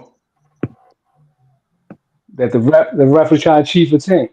Well, how's the ref trying to cheat for him? This is what I think. I don't know. Somebody just brought up the ref. The ref. Look what I'm saying. The ref cheats for fighters. Look what I'm saying. They explain why Canelo ain't knock out on Charlo. He got paid for that. How you know he didn't? Okay. What do you mean Canelo ain't knock out Charlo? Charlo was running around the ring. I think he could have stopped Charlo. I believe that. He could have. Hey, Charlo could have thrown the fight. Charlo could have thrown that fight. He didn't fight like the dog we know Charlo is. Charlo a dog. This is what I'm trying to say, right? No. This is what I'm After trying to say. 2 years out. At this point, we just speculating. So it's not. I'm Yeah, not wrong. that's all we know. We're just talking, right? So what I'm saying is, how we know that Canelo and Charlo didn't have a conversation? Look, we just gonna go in there and make it look good, and that's what it is. We're gonna go home. Yeah, that's true. That could be that. That fight. We gotta look at all fights like this. Then for now on, for now on, we have to do that. Is the fights that stand out and they look like they obviously being scripted. I'm gonna give you an example, right? When I talk, bro, I'm trying to give you historical examples. I'm not just bringing up random names and shit like that. When you look at Derevyanchenko versus Triple G, I believe it was in the 4th round. He was hurting Triple G to the body, and Triple G was gonna go down. Harvey Doc jumped in, and there was nothing going on but him punching. So why are you stopping the action from happening? Because Triple G was the cash cow for the zone at that time, HBO, and they didn't want Triple G to go down to Derevyanchenko, a relatively unknown dude from Ukraine. Go back and watch that fight and watch that round. Why are you stopping the action? What's that about? So that's what I mean by like not saying it's scripted, but like it's orchestrated to where the A side looks a certain way. Now with Tank and Roach, the fact that Tank and Roach have a personal connection and know each other, they know each other's moms and they've been in each other's houses. How you know that they didn't have a talk and say, look, I ain't gonna do you too bad. I'm gonna carry you, whatever. You're gonna get your payday. And it could have been like that. Or it could have been, like you said, maybe Roach was overmatched and too good for Tank. We don't know. All I'm saying is, like, the fights where it looks obvious where something's wrong. It doesn't look right. Like, for example, you look at Bacoli versus Parker. Parker's never displayed that kind of power. No, they didn't look right. That didn't look right. Parker's exactly. It didn't look right. So that's what I mean. Just the obvious examples of like, all right, this fight doesn't look right. That's what I mean. I'm not just talking about every fight that goes on, bro. Like y'all know those fights y'all see where shit just don't be looking right, and you be like, what? Yeah, that's Jermall Charlo and Canelo fight. That shit didn't look nowhere near right on both ends. Man, it looked like it wasn't shit Charlo could do to Canelo. You ask me. Yeah, he just looked up. It like Charlo just bitched up and shit. Yeah, he got hit. Y'all go back and rewatch that seems like it's in his nature too. Look, y'all go back and rewatch that fight. Charlo was hitting Canelo with some stuff, and then Charlo start getting hit, and then Charlo some stuff backing up. No, 2 cents is right. 2 cents is right. Listen, hold on, let me finish. Let me finish. Let her finish. And then Charlo got hit. Bow, and then he took that knee, and then you seen him. He had the head cocked to the side. He got an attitude like fuck, like it ain't nothing. Like it's like that moment he realized like what the fuck. So he did his footwork. He got in and out when he could, But what y'all wanted him to do besides get knocked out? That's what I don't understand. I Like just want. y'all I mad just. because he didn't get knocked out. Hey, look. I just Right. want. I just. Y'all criticize Shakur for doing this shit. Nah. I want him to Y'all gonna give Shakur not Charlo 2 excuse weight for fucking classes up. bitching up. Hey, I And they want to know changed why. Shakur Stevenson is not 2 weight classes up, bro. That's not even a good I don't give a comparison. fuck. He signed up for That's the not fight. even a good comparison. Ain't nobody told him to jump up. I want to know why Charlo ain't If had all that Bud go disrespect in there and towards get his Canelo fucking ass whooped, like he had towards the I other ain't gonna fighters, blame the nobody but black Bud. guys. No, Charlo bitched up. He did. He got hit. I don't And he was think like, he bitched up, bro. no, he said, I'm good. And he was done. I'm gonna Man, tell He you why quit he in the didn't middle of the say Sit he there fight. bitched up, making right? excuses I'm gonna for tell him. you why Man, he didn't bitch up. Charlo had the most respect for Canelo before that fight. Even Canelo was No, surprised. He that's asked him, no, "Damn, Canelo but wasn't Listen, surprised. no, I Listen, know, he got y'all hit. don't know these I niggas behind the know, scenes, bro. Like I these The know niggas it's a Charlo got lot fans are of. like, information no, that that's we don't not know about, no. bro. I That's man know all. it's a had lot of. I respect know for it's him." a lot of Bud Johnson bouncers on the panel, Yeah, but man. y'all There's a think lot of Bud not that going finna? on, right? Y'all know Bud ain't. Y'all think Bud ain't finna go up there and run around too? I Hell don't. no. Hell You no. said If hell he no? does, Hell. and if he gets his ass whooped, if he goes Listen, in there, runs around, and get his ass whooped, man, I'm gonna clown him too. And I ain't Hey, damn he'll sure ain't gonna get come on knocked here and out make first. excuses for him, like I hear some of y'all making for Charlo now. now look, Hey, look, he'll look. get Charles knocked out fucking before ain't he going in runs. there losing shit. That's all I'm saying. Hold on, one And we mic, all band know it. up. What you say, band up? Oh shit. Oops. Oh I yeah, said yeah. Go Terrence ahead, Benz up, ain't God. going in there losing shit. Hey, you got to echo band up. You got to pause the background or something. Oh Oh, damn! Now you got Hey, playback Damn, issue. this nigga hold it wearing a there, wire band son. up. Fuck. What you Band He say, up. Big said, Supreme? he said this nigga wearing a wire. hey, Band Crawford will up. get knocked out before he run. He'll get knocked out first before He he Yep. run crazy around. too, Rich. Yep. He running He's around. crazy. He'll get knocked out He first. ain't He Yeah, running running. he ain't got around, bro. that He ain't running. Charlo hot. Hey, Hey, Rich. Charlo Crawford and Mel Charlo come from different clock. Charlo has heart? Crawford, No, not after that fight. I said he don't got that Charlo hot. The Oh, Charlo Look, okay. hot, see, look. like This poor what thin 2 cents is talking about, right? bitch made. Charlo went up 2 weight classes and fought the undisputed king of 168, right? When you watch Yeah. that fight over, he landed way more level on Canelo than Haney did on Ramirez. But y'all give this nigga an excuse though. What If you watch excuse? that fight, who gave him an excuse? I'm saying general. I'm talking about the Yeah, I Hanos ain't give clan, nobody Sabino's excuses. clan. The Charlo a Shakur sucker. fans got some kind of connection with Haney all of a sudden. If a man moves up 2 weight classes, I'm gonna give you an example of what I mean by hypocrisy, right? When That's you look making at an Kell Brook, excuse. look, when you that ain't Yeah, no excuse. I'm gonna give you an example, bro. a It's not line like of you guys niggas don't excuses. watch boxing. I just be trolling on these channels all day, nigga. When you look at Kell Brook versus Triple G, nobody ever criticized Triple G for bringing up a welterweight. They criticized Eddie Hearns. They criticized his management. They never said that Triple G is bringing up a welterweight to fight him at 160. You know what they said? Nobody wanted to fight him at 160. He's a boogeyman, so you got to find a welterweight to fight. Right? So now, Who's nobody? listen, nigga, the Yeah, that's narrative, not me. listen, the That wasn't. narrative with Triple What the G. fuck? You just saying Let him nobody like talk. Listen, everybody. man, let me I talk, don't bro. Shut think. your fucking mouth, Let him nigga. You don't talk. gotta respond to every fucking thing, my nigga. When you look at Kell Brook and Triple G, nobody ever held that against Triple G at all. They said he was the boogeyman. Nobody wanted to fight him. When you look at Canelo, he brings up a guy 1 weight class, 2 weight classes. He's a coward. He's this, he's that. But nobody wanted to acknowledge when someone like Berlanga outweighs him by 25 pounds. Mangia Rehaj at 200 pounds. You look at Caleb Smith, he's 200 pounds in the ring. So I've never seen Triple G do that at all. He's never moved up any weight classes. He's never fought nobody bigger than him. He's never fought nobody with no significant advantages over him. So my thing is, with boxing, y'all niggas be picking and choosing. If you're gonna criticize Charlo and say that he's a coward, you can't say Haney displayed heart for coming back from a beatdown. You can't do that. You can't say that Shakur did what he had to do to win when he's running away from niggas. So what did Charlo do? He went up and fought for undisputed, 2 weight classes up. So give that man his credit. How's that man a coward?